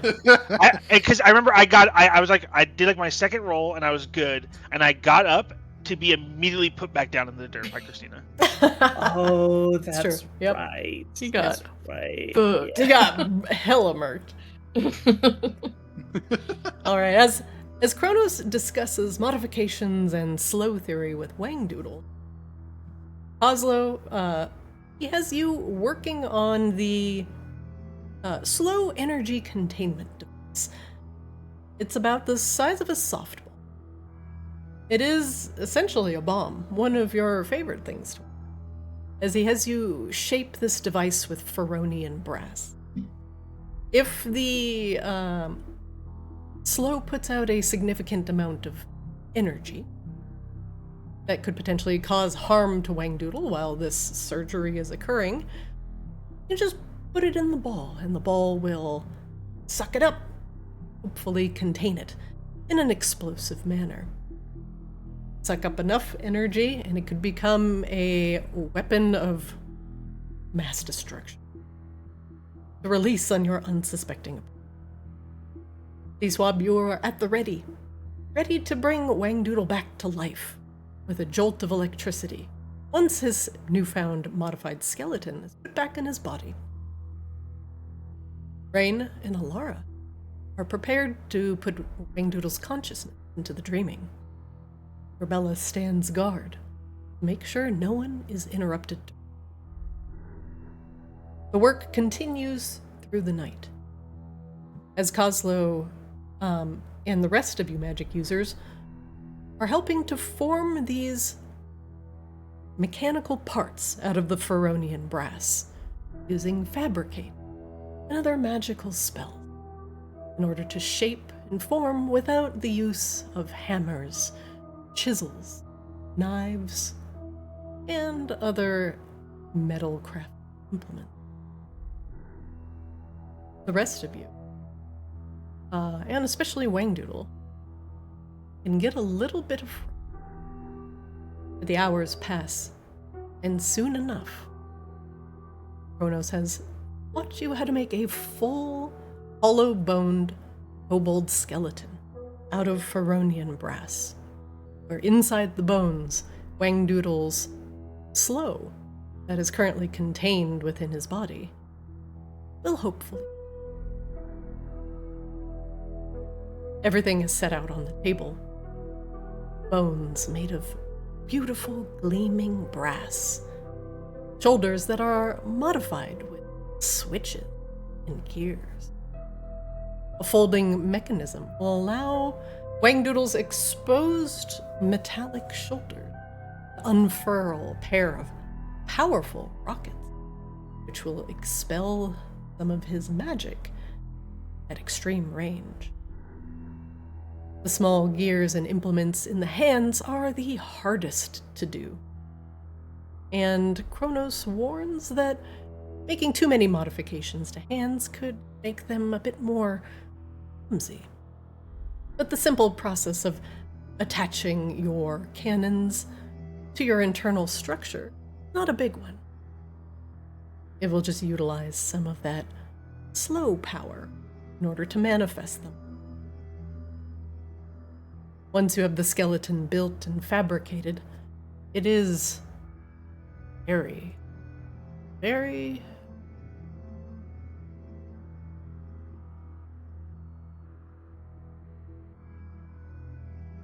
Everyone is starting to feel a little bit exhausted. Everything is... And Chronos asks Kozlo to test some of the mechanisms outside. He places Wangdoodle's shoulders, quote unquote, onto Kozlo's small frame and asks him to channel his magic. Kozlo, do you do? Yeah. You are able to infuse the rockets with a spell. A fireball shoots out from your shoulders in a spectacular fashion and goes whizzing off into the distance, exploding so spectacularly as some of the nearby trees light on fire. Splinters rain down on your head, and the small teddy bear at your feet flaps without sound. You can hear in your head, Kozlo. Perfect. Done. Wangdoodle. We're ready. Okay. Rain, you will have Let's to change him back into his original form. Rain can't do that. Can you unpolymorph the polymorph? No, there's two ways. We could dispel it, which would be very difficult to do since it's a 9th level spell. Or we could just beat Wangdoodle's dragon form to death. And get rid of the temp HP, and then he will revert to his puddle form. Grabella, you want to beat Dragon Noodle to death? No. But okay. It's like the old what was the game, like the Street Fighter where you have to like hit the car a bunch of times to just break the car? yeah, it's exactly like that. Grabella, Wangdoodle, he asks you to put your head down on the ground.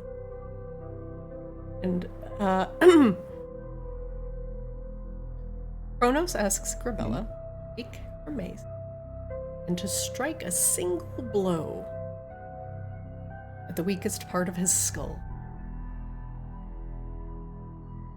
Jesus. Should we should we actually be taking him into the dream now? Maybe we should do that now before we feed his brains in. Maybe, please. I don't want him to we do that first. Sequencing, please. What? Grabella, if you could go ahead and smash not on the skull, but that part of my neck where that extra nose is, like if you could just cut that part, it'd be perfect. Wait, they're not fixing that while this is happening? I thought you guys were talking about important things this whole time.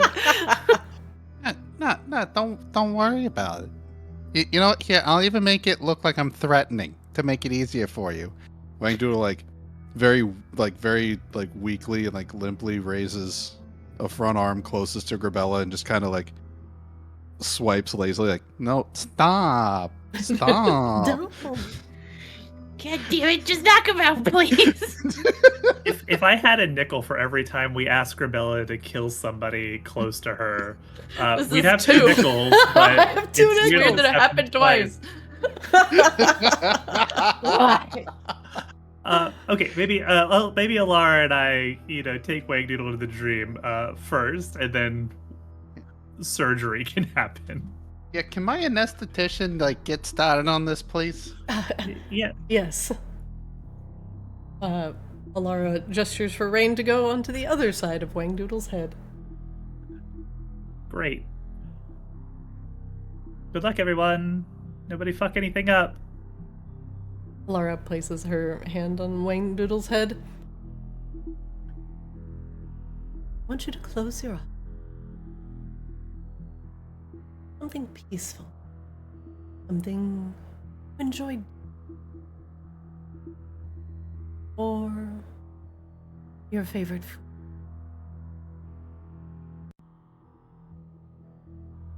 Right. Morris, is that bottle of tequila still in my note bag? Russell. Yep. It's only got a little bit left in there.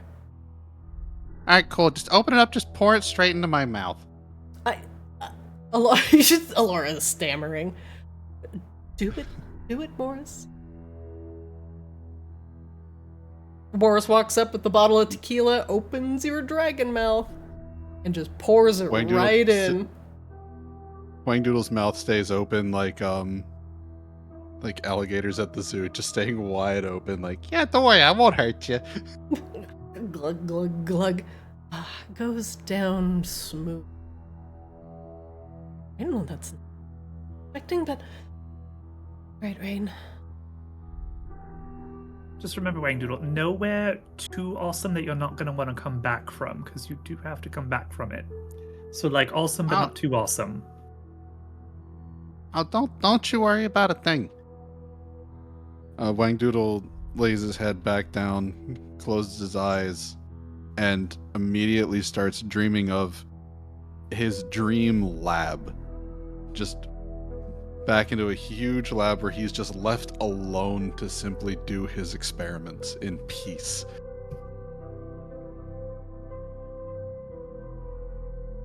You think of your lab, nice and alone, a contained bottle of slow, piles of hypotheses, notes, research.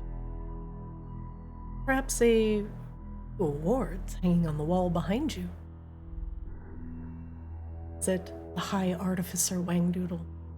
It's the dream. Respect, knowledge, lack of ethics.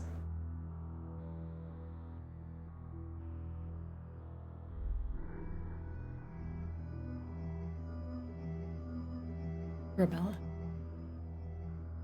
Yeah.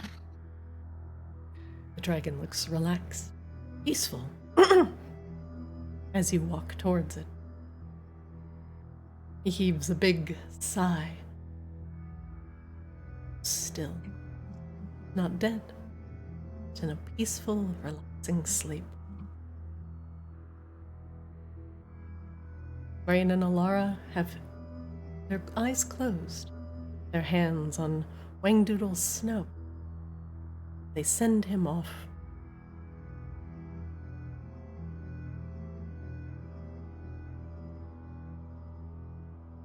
All right, how we doing this? You just have to give the word. You wish to strike Wangdoodle back of the skull, crushing it.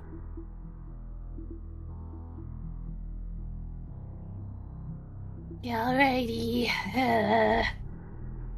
If another one of you asks me to do this, we're getting somebody else. It's fine, Grabel. Technically, you're not killing him, you're just destroying his polymorphed form. It's totally fine. You're just going to turn him into a puddle.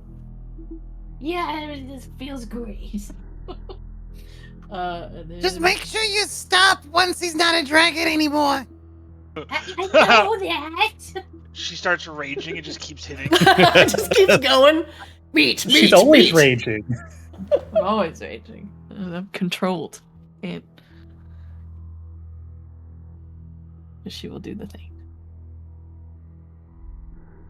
Swing Narcissa's soul hook on the delicate spot back at the skull, or the spine, skull. Your unholy strength causes the bones to snap. Sounds like a tree felling. Old tree.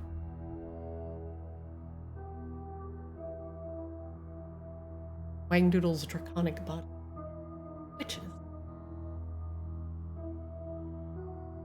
And very quickly reverts to a pile.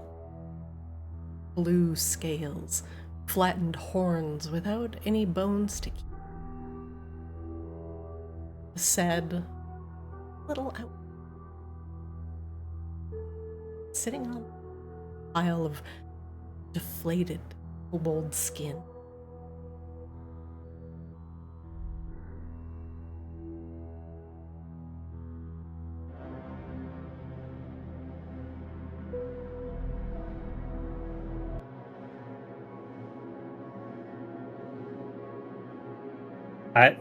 Wait, what? You all blink, and suddenly you are somewhere else. Huh? The ground underneath your feet squelches and squishes. The smell of iron fills the air. The walls are made of flesh, and so is the ground underneath. There are bones here, bright, shiny, made of brass.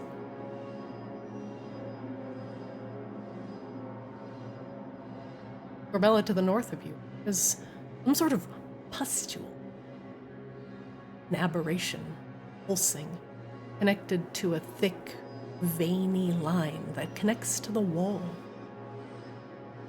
It pulses.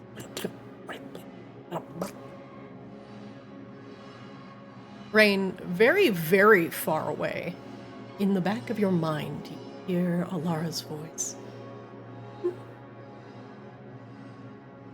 Where did you go? I cannot sense you.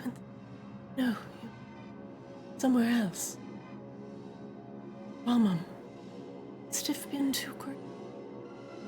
Body is thin. In order to fix it. Wangdoodle, what did you do? Wangdoodle is with you. But he looks almost a bit transparent. I repeat, Wangdoodle, what did you do?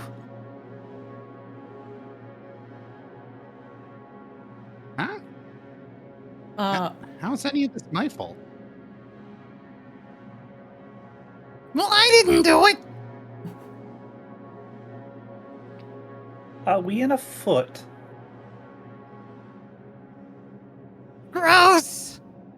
Christina, did you make a fucking anatomically correct Wangdoodle dungeon? Is that what you did with your time? We're busing right now, guys. I don't know if you realize this yet. No.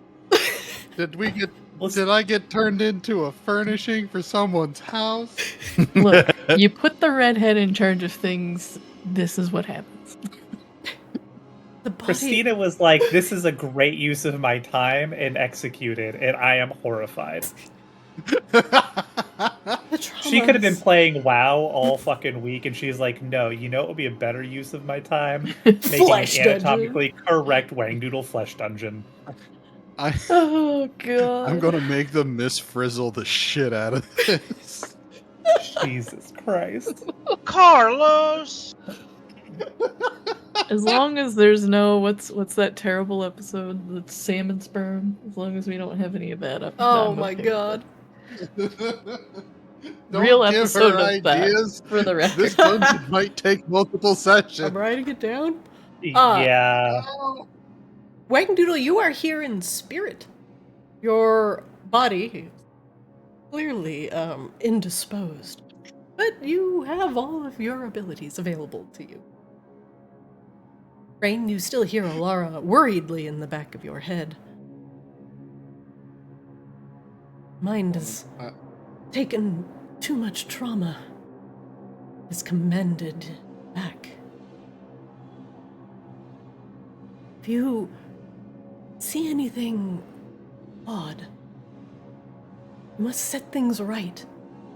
Calm the body. You all are expelled from Wangdoodle's dream. Mind is trying to heal itself. Don't worry. Catherine is here.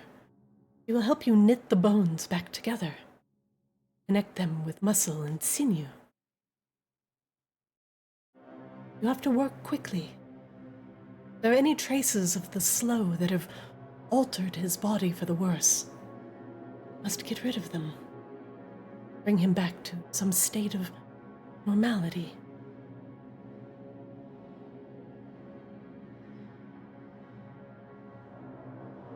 Do I hear any of this, or is this just between Rain? Just between Rain and Alara. Rain can share what she wishes. Rain rolls up her sleeves and like, nah, this body ain't suffered trauma yet, motherfucker. What if we take some, I don't know how lactose intolerant Wangdoodle is. We go to Olive Garden and maybe get something with extra cream sauce. We'll be out of here in no time. Oh, God. Get mozzarella sticks! My jalapeno papas. Alara says that we're supposed to, if we see anything strange, we should eliminate it so the body can heal properly or something. Like, I don't know, that weird pustule sac. I'm pretty sure that doesn't go in a foot over there. Grabella, make me a Constitution save. Usually good at those, though. Yeah. Thank God for that +10. Woo! Oslo, do you wish to use Flash of Genius? Yes. Wangdoodle, you also have the option to trigger Flash of Genius. It's a trick. She wants us to use it all now. I'm already adding 4 to it. It's 21. Okay. Yeah, but what if we need 26? Wangdoodle, you must decide. Yeah, you know what? We're going to Flash a Genius, Grabella. We're going to do it. Okay. Grabella, with your friend's help, don't forget to use your Flash of uses. Grabella, you, as a part dragon, can sense that this is a cyst caused by the presence of slow within Wangdoodle's body. It has created a small, festerous pocket. This is the stuff I probably shouldn't be near. Although You need to make sure you it do goes in not the bones, feel, right? you do not feel any ill effects from it. You have a feeling that if you stayed close to it for too long, you might just do. And the giant throbbing vein connected to the sac pierces the flesh wall. I'm sorry. Throbbing vein attached to the sac, piercing Giant the throbbing flesh wall. vein connected to the sac? Yep. Piercing the flesh wall, by the way. Yeah. That's it. What part of Wangdoodle are we in right now? I don't know. It looks like a foot, but somebody needs to do something to that. That's not me. Christina passing up an opportunity for terrifying body horror, any %. Did I mention the thick drops of bloody gore that are dripping Could we from glorp the ceiling? again? Yeah, you're glorping glorping. There's no glorping here. Just thick drops of gore falling from the limp flesh sack of a ceiling that hangs above your heads. Also, I'm uncomfortable. Didn't you make something to contain the slow? Wasn't that like your whole job? You have your brass ball.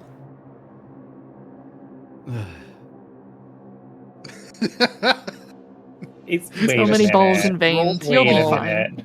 Roll the ball up to the sack. Is Wangdoodle gonna be a Krogan after this?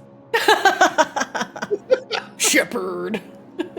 He just has one slow one. God damn it! I hate it. I hate everything.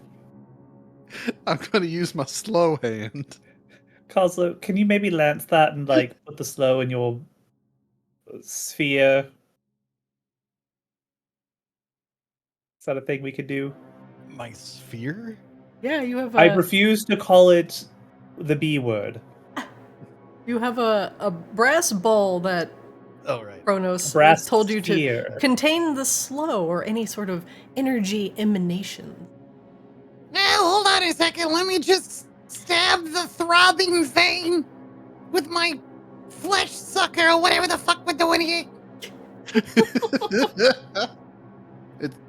You just gotta consult the orb next to the clearly not a euphemism.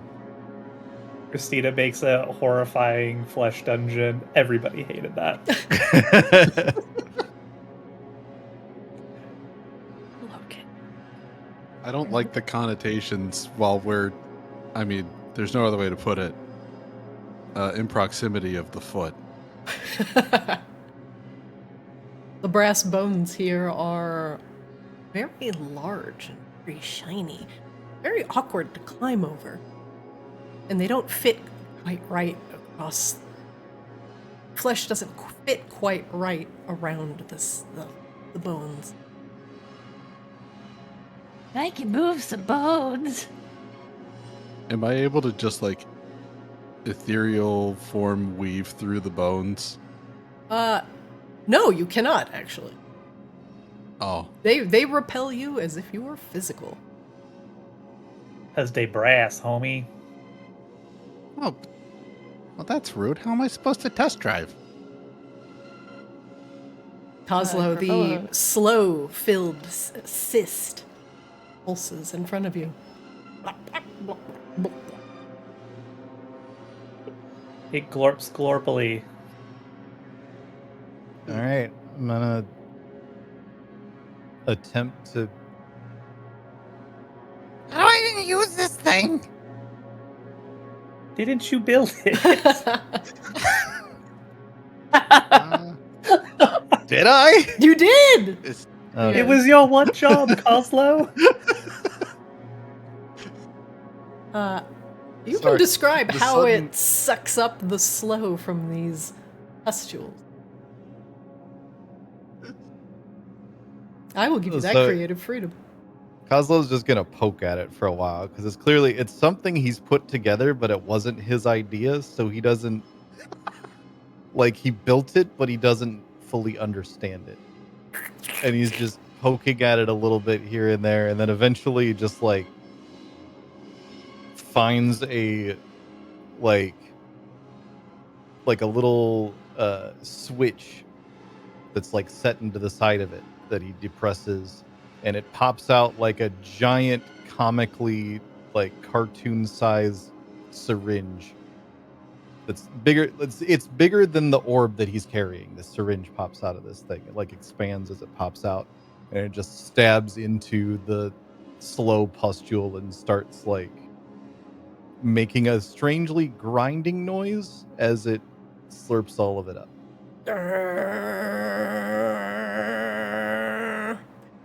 Pustules become blur.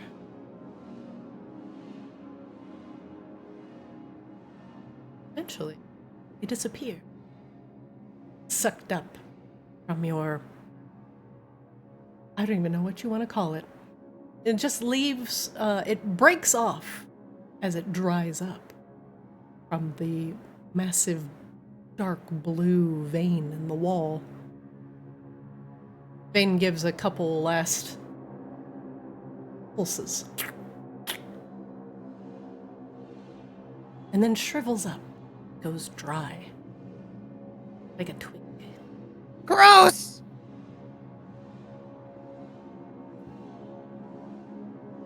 Rain, there is a, at the door, not really a door, it's like a massive intertwining muscle and sinew. It seems to be growing before your very eyes. It doesn't really make sense. It's connecting to itself, not to the bone.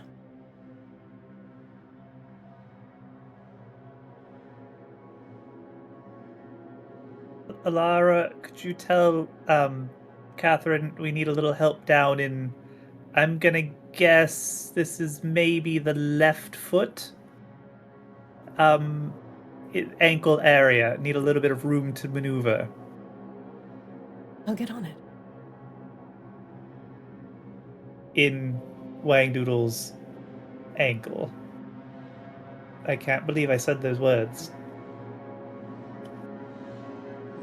As you say that, the flesh and sinews start growing in a different direction, connecting to the bone, and starting to add some much-needed connection from the flesh wall, bone itself. And it creates a small hole, big enough for you to crawl through. It'll take some time. The regeneration process is slow, and the slow may have taken more of a toll on Wangdoodle's body than we thought. Yeah, no, please, take your time, Catherine. It's not like we're trapped in a foot or anything. Yeah. Great. Who wants to go into Wangdoodle's... What is that? The tibia? Fibia? I don't know. I'd be a terrible host if I didn't say follow me.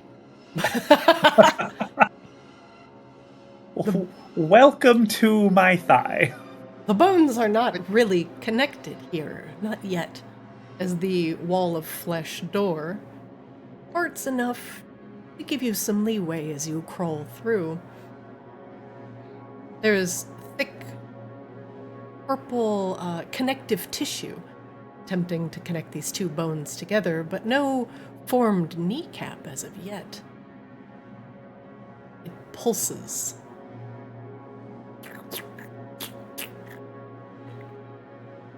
Wait, does this need the stuff I just slurped up in the other room? Rain, Catherine says that there's something around the kneecap that is preventing her from creating regenerative tissue. Might have to hack away at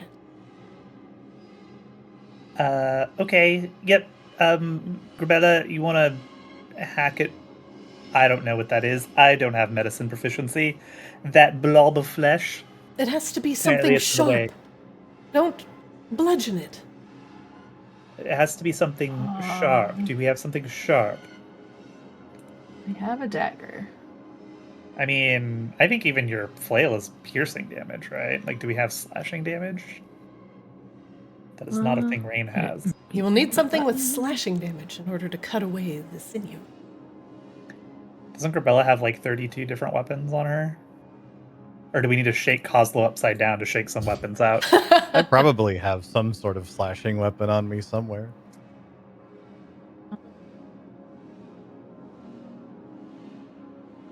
I know we put the stuff in my gloves that makes it so I could chop off limbs, but I don't think that made the gloves sharp. No, I think that's just sickle. Apparently. That seems convenient, I guess. Yeah, but dagger doesn't say whether it has slashing or not. Dagger is slashing. Or piercing. It's piercing. Oh, is it piercing? Let me double check. Short sword is slashing. Okay. Or no, short sword actually might be piercing as well. Does the sickle have slashing? Scimitar should be slashing and piercing. Short sword should be slashing. Oh, dagger is piercing, my bad. Should be piercing. I mean, you could theoretically cut with the dagger, I guess. Does the sickle count? Yeah, it's a sickle count. Alright. Yeah, these things don't actually say in the descriptions. Yeah, they're not saying for me either, which is why I'm just sickle is straight out asking. Sickle is slashing. When I go to view item and effects, it's not listing anything. Corvello will take the sickle. Okay. Corbella. I'm gonna need that back though, just for reasons. Okay. Corbella, make me a medicine check. God, I knew we were gonna force me to do this somehow anyway. It's okay. I can only help you 4 more times. Wait, I thought you said you were proficient in medicine. I'm proficient in survival, not medicine. Oh shit. Oh no. Dr. I told you Corbella. guys. Uh-oh.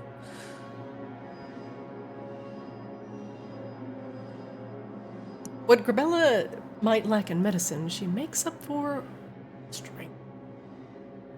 And carefully, you scrape away the purple, slow-tainted sinew from the 2 bones that are currently missing a little bit of a kneecap. You scrape them clean.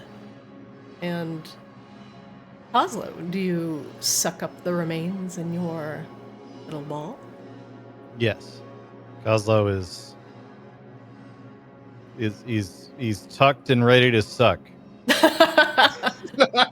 As you crouch down as the flesh falls to the ground, you give it the suck. It dries up completely, and the remaining This is a essences fucking of nightmare slow scenario. is put into the ball. Closes up neatly. This is actually more nightmarish than literally any of the fucking Vanix nightmares was. Hey, Grabella, just you're doing a great job right now. Wangdoodle will like reach out a ethereal hand at Grabella and Just for next time, here's a little help. and we'll cast guidance specifically for medicine checks Fair on enough. Grabella. I think C-Swab is possibly the best medicine checker. Not yeah, but I can't be that much medicine. Do you think you have the highest wisdom out of the entire group? I have +2. Yep. Yeah, Rain's got That is- +1. Yeah. So Wait, You are the most wise. You know that tomatoes do not belong in a fruit salad. wait. Alright. Wait, do we need to deal with And this? medicine Are we checking? good? I don't know. Is the proficient knee in good medicine. now, Alara? Yes. Catherine says she can begin the regeneration process here. Grabella, up ahead is another wall of flesh. You open it. You hear something above you. Make me a dexterity saving throw. Wangdoodle, you put traps in your fucking pelvis? What are you Yeah, doing, that's a man?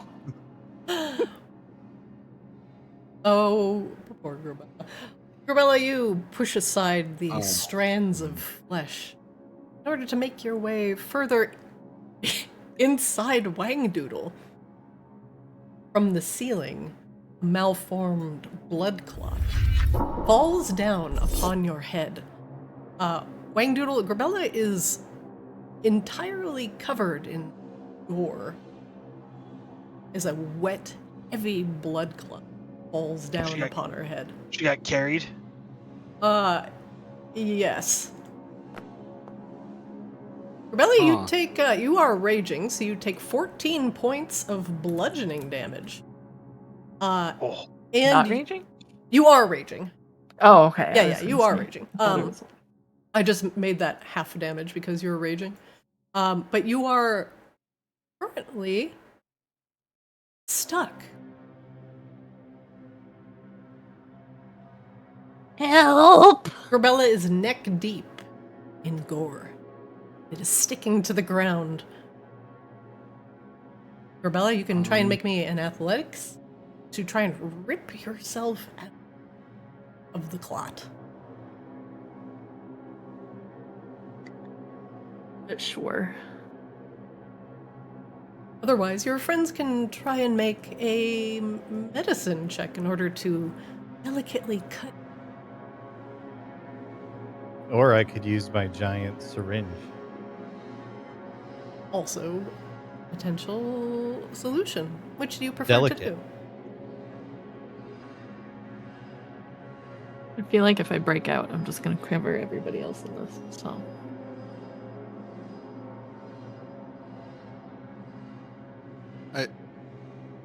How effective would I be at the medicine check? You can touch everybody in here as if you were tangible. Oh, okay. Cool. I'll help with the medicine check then. Okay. Make me a medicine Don't check. worry. If anyone knows how to get you out of this, it should be me, theoretically. While Wangdoodle is doing that, Kozlo, make me a perception check.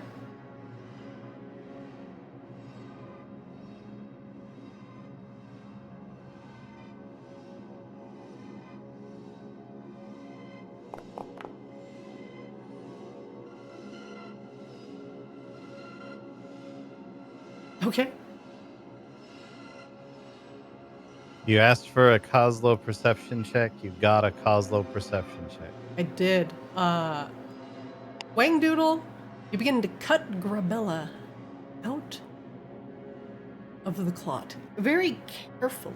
You notice that there are some veins that start to appear from the wall and are trying to regenerate Grabella into the wall, trying to absorb her into a part of your slowly reforming body. Grabella, you are currently looking towards the inside of the room, which is disgusting. A massive brass pelvis can be seen here. And as Catherine begins to regenerate the bones, connective tissue, things are squirming around in there. I think you see overlapping guts moving. There's something else in the room as Wangdoodle is trying to cut you out from behind. There's definitely some weird shit happening in the next section of Wangdoodle. There is movement amidst the guts. One moment, please. It looks like the slow has taken on a more aware form and is moving around Wangdoodle's boneless guts, wreaking havoc.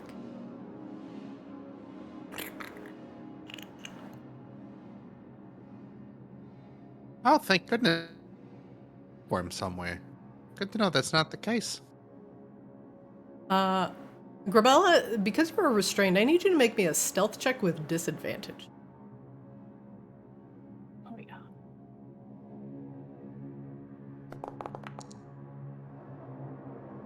Nice.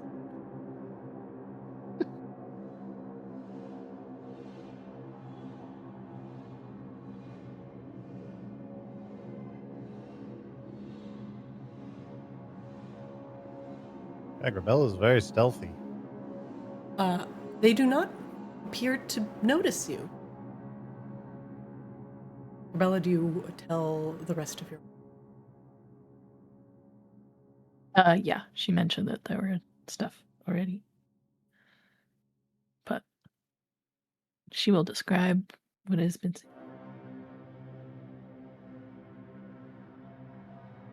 Birdie, what do you decide to do? You are slightly obscured by the tendrils of flesh that make up this wall in front of you.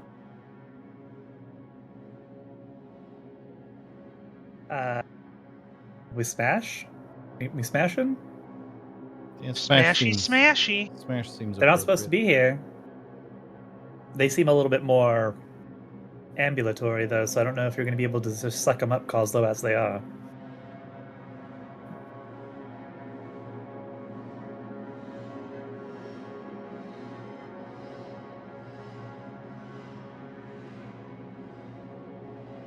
Well, we smash anyway. We Yeah. smashed! I need everybody to roll initiative. The oozes have not noticed you. You will get a surprise round.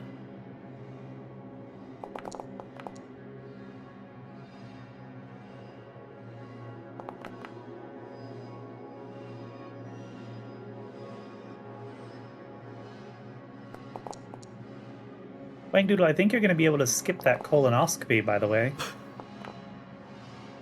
Oh, you know, I'm so happy.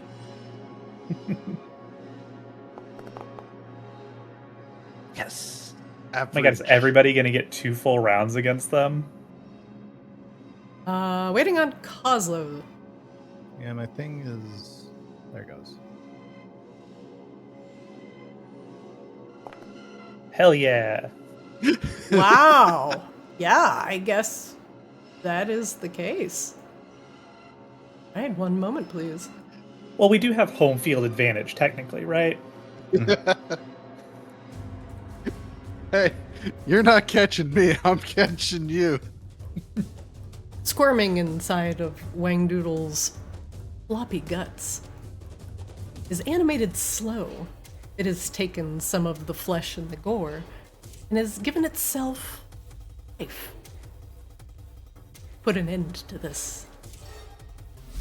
Grabella, you're up. Wangdoodle has freed you from being restrained.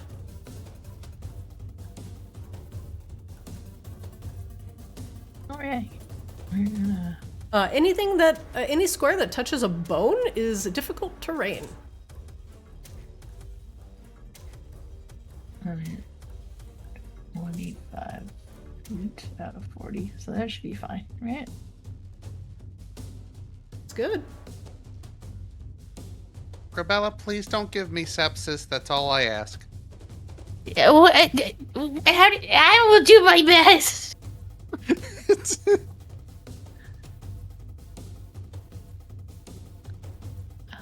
Sure. Let's be a little reckless because we don't want to be here in the first. I'm impressed that still hit. How did that hit? I just A 2 and a 1? Please don't give me sepsis. I'll try. Rolls a 2 and a Rolls a 2 and a 1. That'll hit. Sure.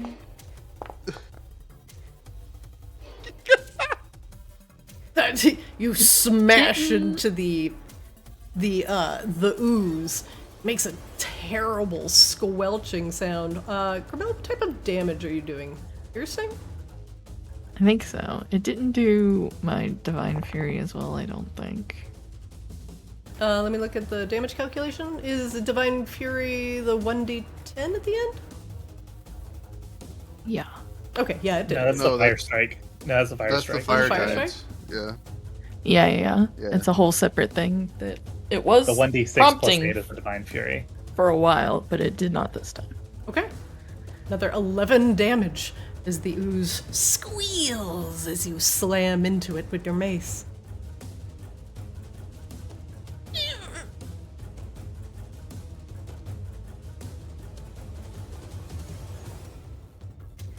What else are you doing with your round, Grabella?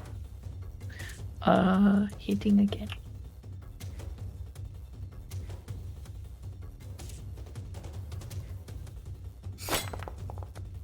That'll hit.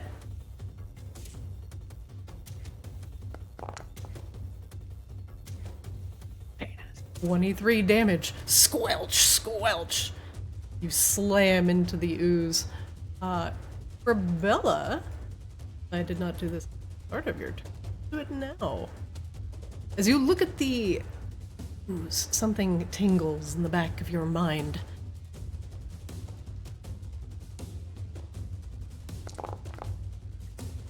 Grabella, make me a wisdom saving throw. Oh boy. Oh, it was a good run, guys.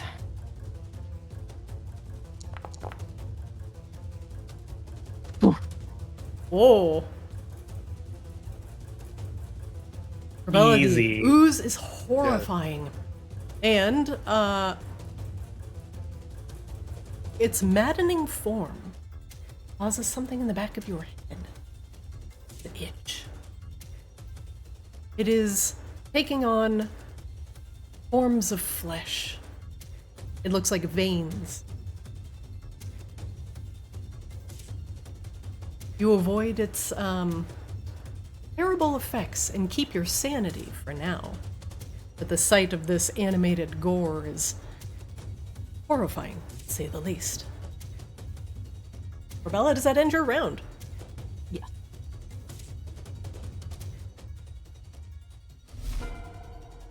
Rain, you're up. You do not have to make that roll because you cannot see the Eldritch. Neat.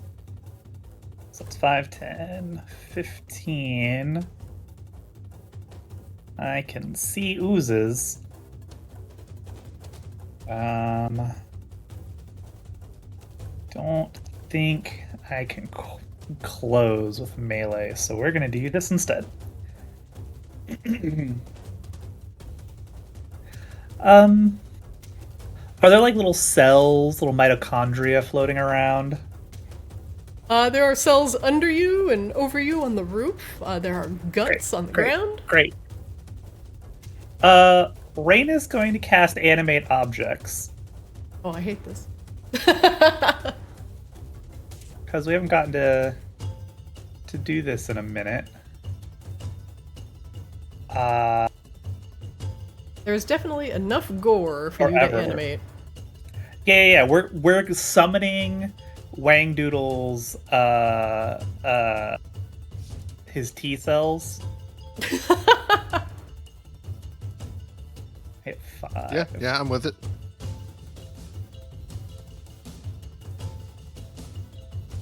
Four? I don't know.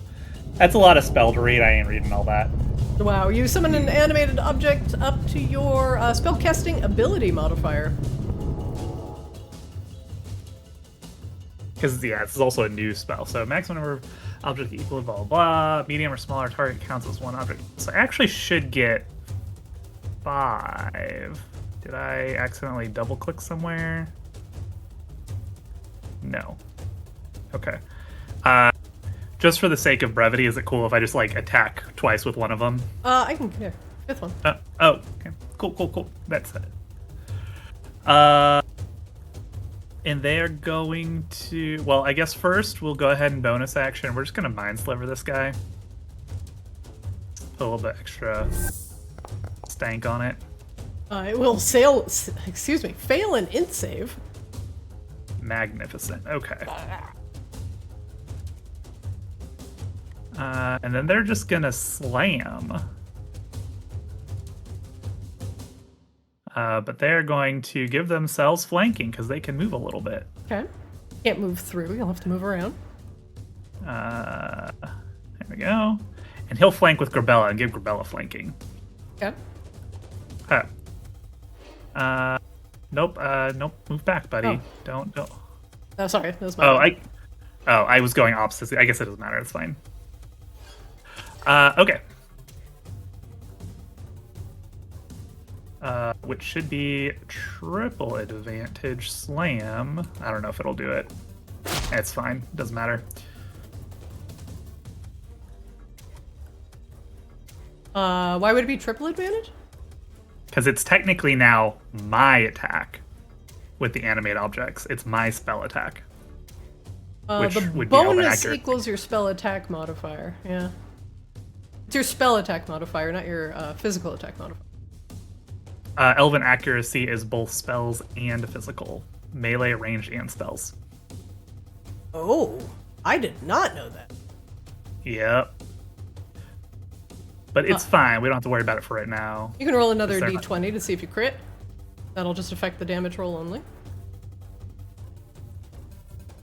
Just roll a d20. Nope. No crit. He's gonna do some force damage. Okay. A little bit of force damage. And this guy's gonna slam.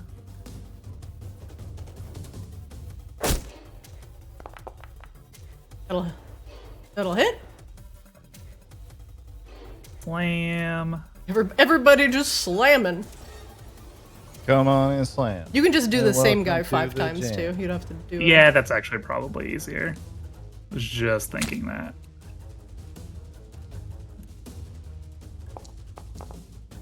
Okay, slam. No crit. That'll hit. It's poor ooze. No crit. No crits. I think I have one more.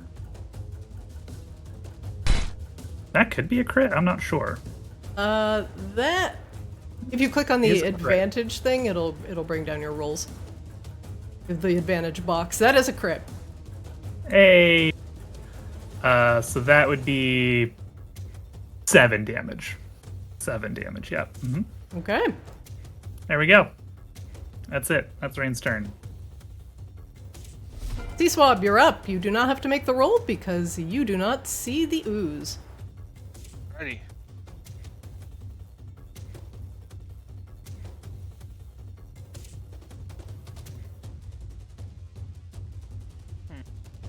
I can see stuff now, though.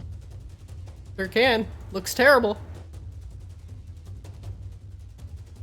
Does this pelvis block my line of sight? No, it's just difficult terrain. That means nothing to me.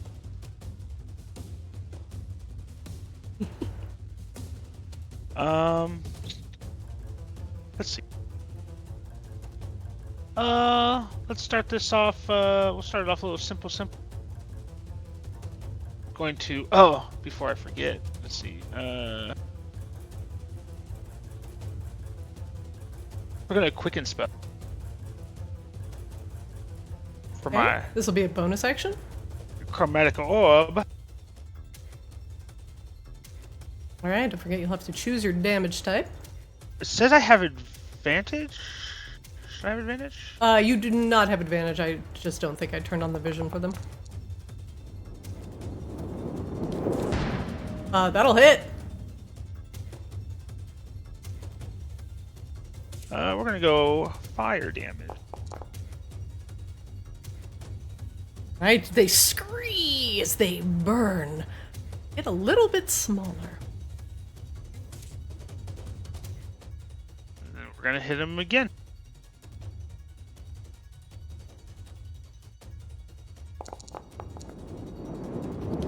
That'll hit. What damage type is the next one? I'm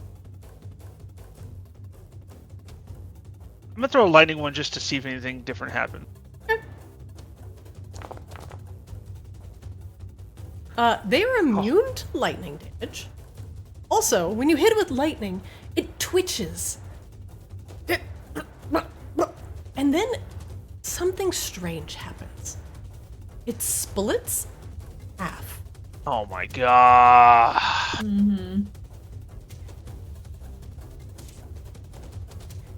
There are now 2 oozes. Okay. My chromatic orb should still trigger though. Because I rolled 2 1s. Alright, one moment. I need to add this to the...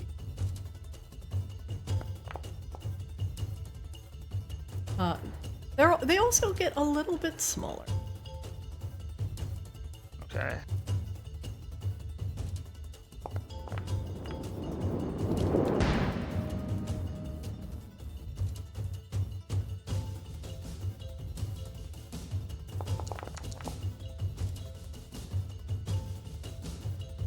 What damage type did you do? Fire. Because it looks like it was... thunder.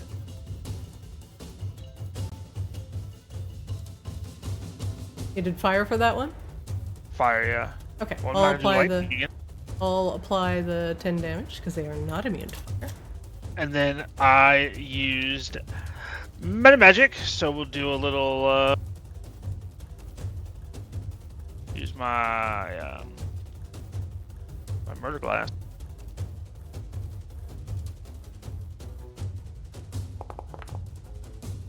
For 16 fire damage.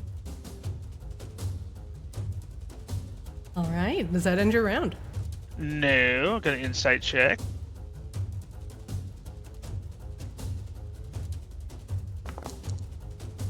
What would you like to know? Just get an HP bar.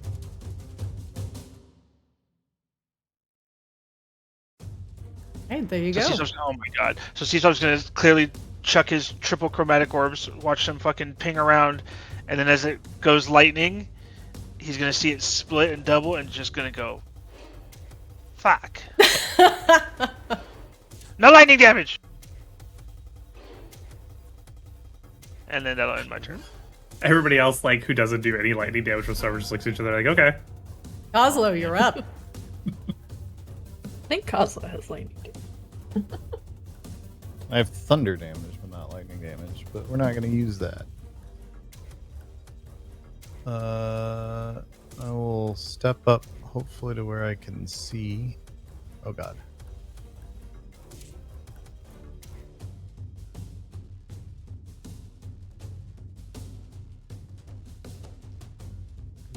Okay, I've become stuck. I cannot move myself. Are you under sea swap? Yes. There you go. Oh, there we go. It moved finally.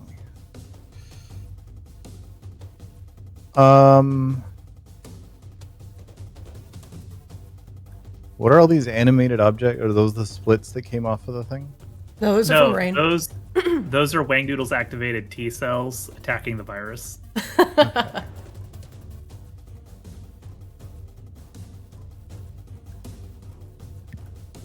Well, shit. How do they feel about Fireball? Sea swap can tell you that. Fire is good. Lightning is bad. I was more asking about, am I gonna slaughter all the... Are the animated object things helping us, and am I going to kill them if I Fireball? You're probably gonna kill them, but I also don't supremely care. Okay. Oh yeah, yes, yeah, you will cauterize the 1,000 wound. Yes. You will 1,000% kill them almost no matter what you do with a fireball. But yeah, go for it. Okay. Yeah, I wasn't able to see what was happening in here, so I did not know what that was. Yeah, they have 10 hit points each. Okay, well, not for long. No, I don't even think they can. I mean, it's Right. Wangdoodle's immune system anyway, so... Yeah, that's fine. All right. We Fireball. I won't kill all of them. Only 3 of them. I'm gonna give him, an enormous, gas to pass, though, right in his fucking gastrointestinal tract, dude. Mm-hmm. All right, they're gonna make some dex saves. Rain, you're gonna have to make some saves for the animated objects. Will they not just do it themselves? Because they're dead, You no matter what you happens. have to do it. Alright.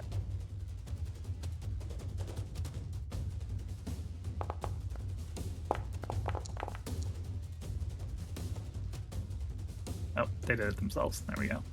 Yeah, I think it'll time out.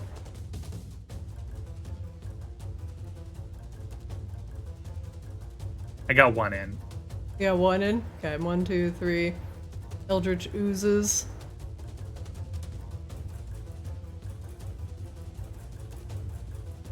Give my oozes. The oozes are going to all fail their dex saves.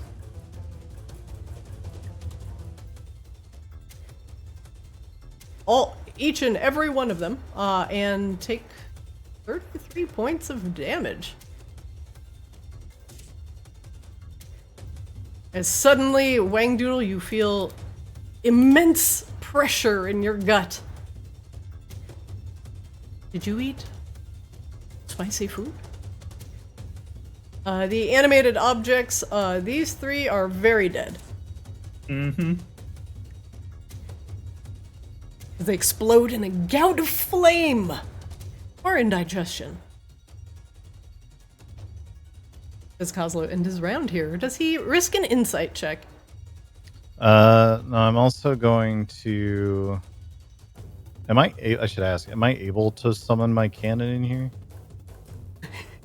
Yeah, sure. Probe Wangdoodle. Okay. So we get cannon out.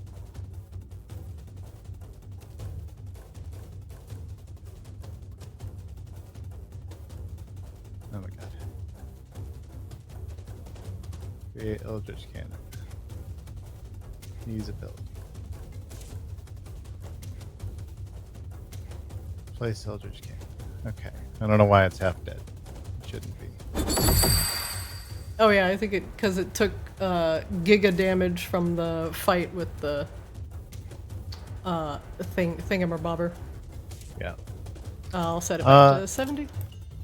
And I will move back down where I was. Okay. Cannon can keep an eye on things up there. Wangdoodle, you're up. Your guts are burning.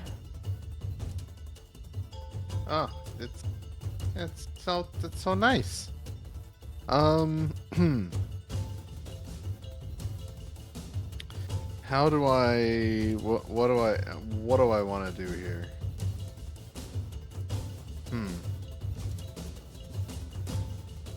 We're going to let's sorceress burst this. And we're gonna draw on the latent energies that have been stirred up by the recent influx of Gaius. Channel that into an ignition source and launch some fire at this ooze down here. All right. Let's see it. Oh. Hang on. I didn't like the fact I didn't target the thing. I know how to do this. We've done this before. That'll hit. I'll do.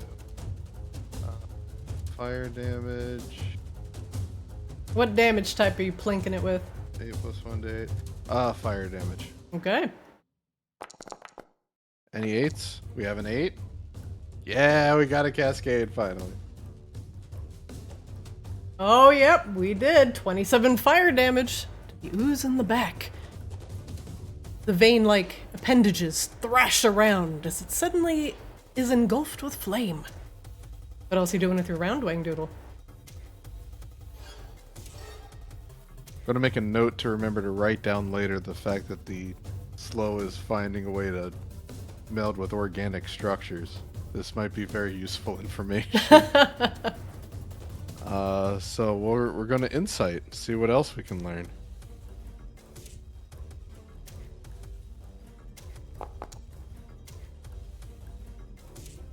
That is not high enough.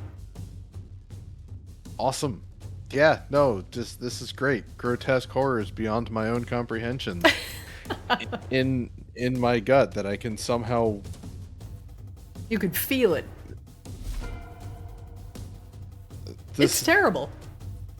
This is very disconcerting. I'm gonna be honest. This is causing some existential worries, but it's okay. I'm in the game.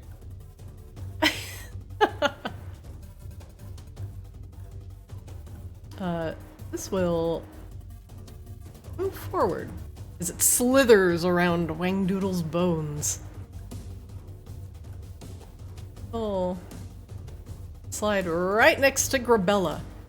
Sorry, I thought we had a surprise round on these guys. Oh, that's correct. My bad. Yeah, get back over there. Get back over there. However, the new Eldritch Ooze is not surprised. So he is gonna slither over there. As he moves quickly across the guts and bones, he doesn't seem to be hampered by the difficult terrain. Only the small ooze, the medium-sized ooze, will attack Grabella with a pseudopod.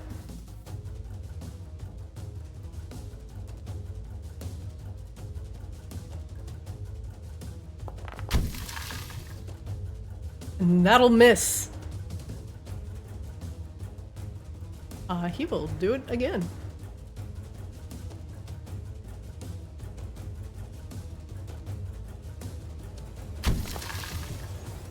And a miss again as two tendrils of slow and gore thrash against Grabella, but miss both times.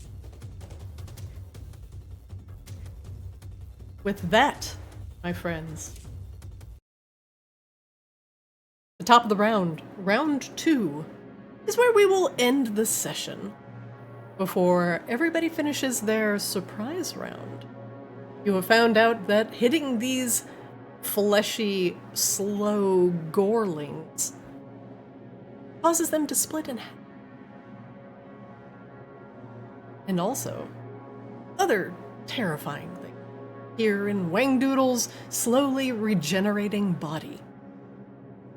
We will continue our search next week. is hopefully we cure Wangdoodle of his affliction and put his bones back where they need to be. I hope you've enjoyed my flesh prison. Nope. No! Absolutely not. What? Enjoy my flesh prison now! Can you stop putting holes in my viscera, please? Wangdoodle, buddy, No. I think you need to eat some fiber. Something. What are you Anything. talking about? I have a very strict diet of jalapeno poppers and tequila. Oh man. This is what has happened. Well, Grabella, it looks like you've got your job cut out for you. It's not the threats from the outside, but the ones that are inside. We're being punished for inventing fried cheeses. No! We have cursed this realm, and now we should be cursed in return. All right, everybody, we will continue this next Monday. Hopefully you cure Wangdoodle of any pockets of slow that might still be lingering in his body outside of his bones, as Catherine and Alara feverishly work to regenerate his muscle tissue. Hopefully you won't be trapped inside. My magic school bus adventure continues next week. I'll see you all next Monday. Anatomy Park. Pet friends. Good night, everybody. Have a good night. Night. Welcome to Anatomy Park. All right, chat. That is it for this evening. As I bring you horrors beyond your comprehension. Thanks for watching, everybody. Catch our VODs in full over at Arctis DD on YouTube.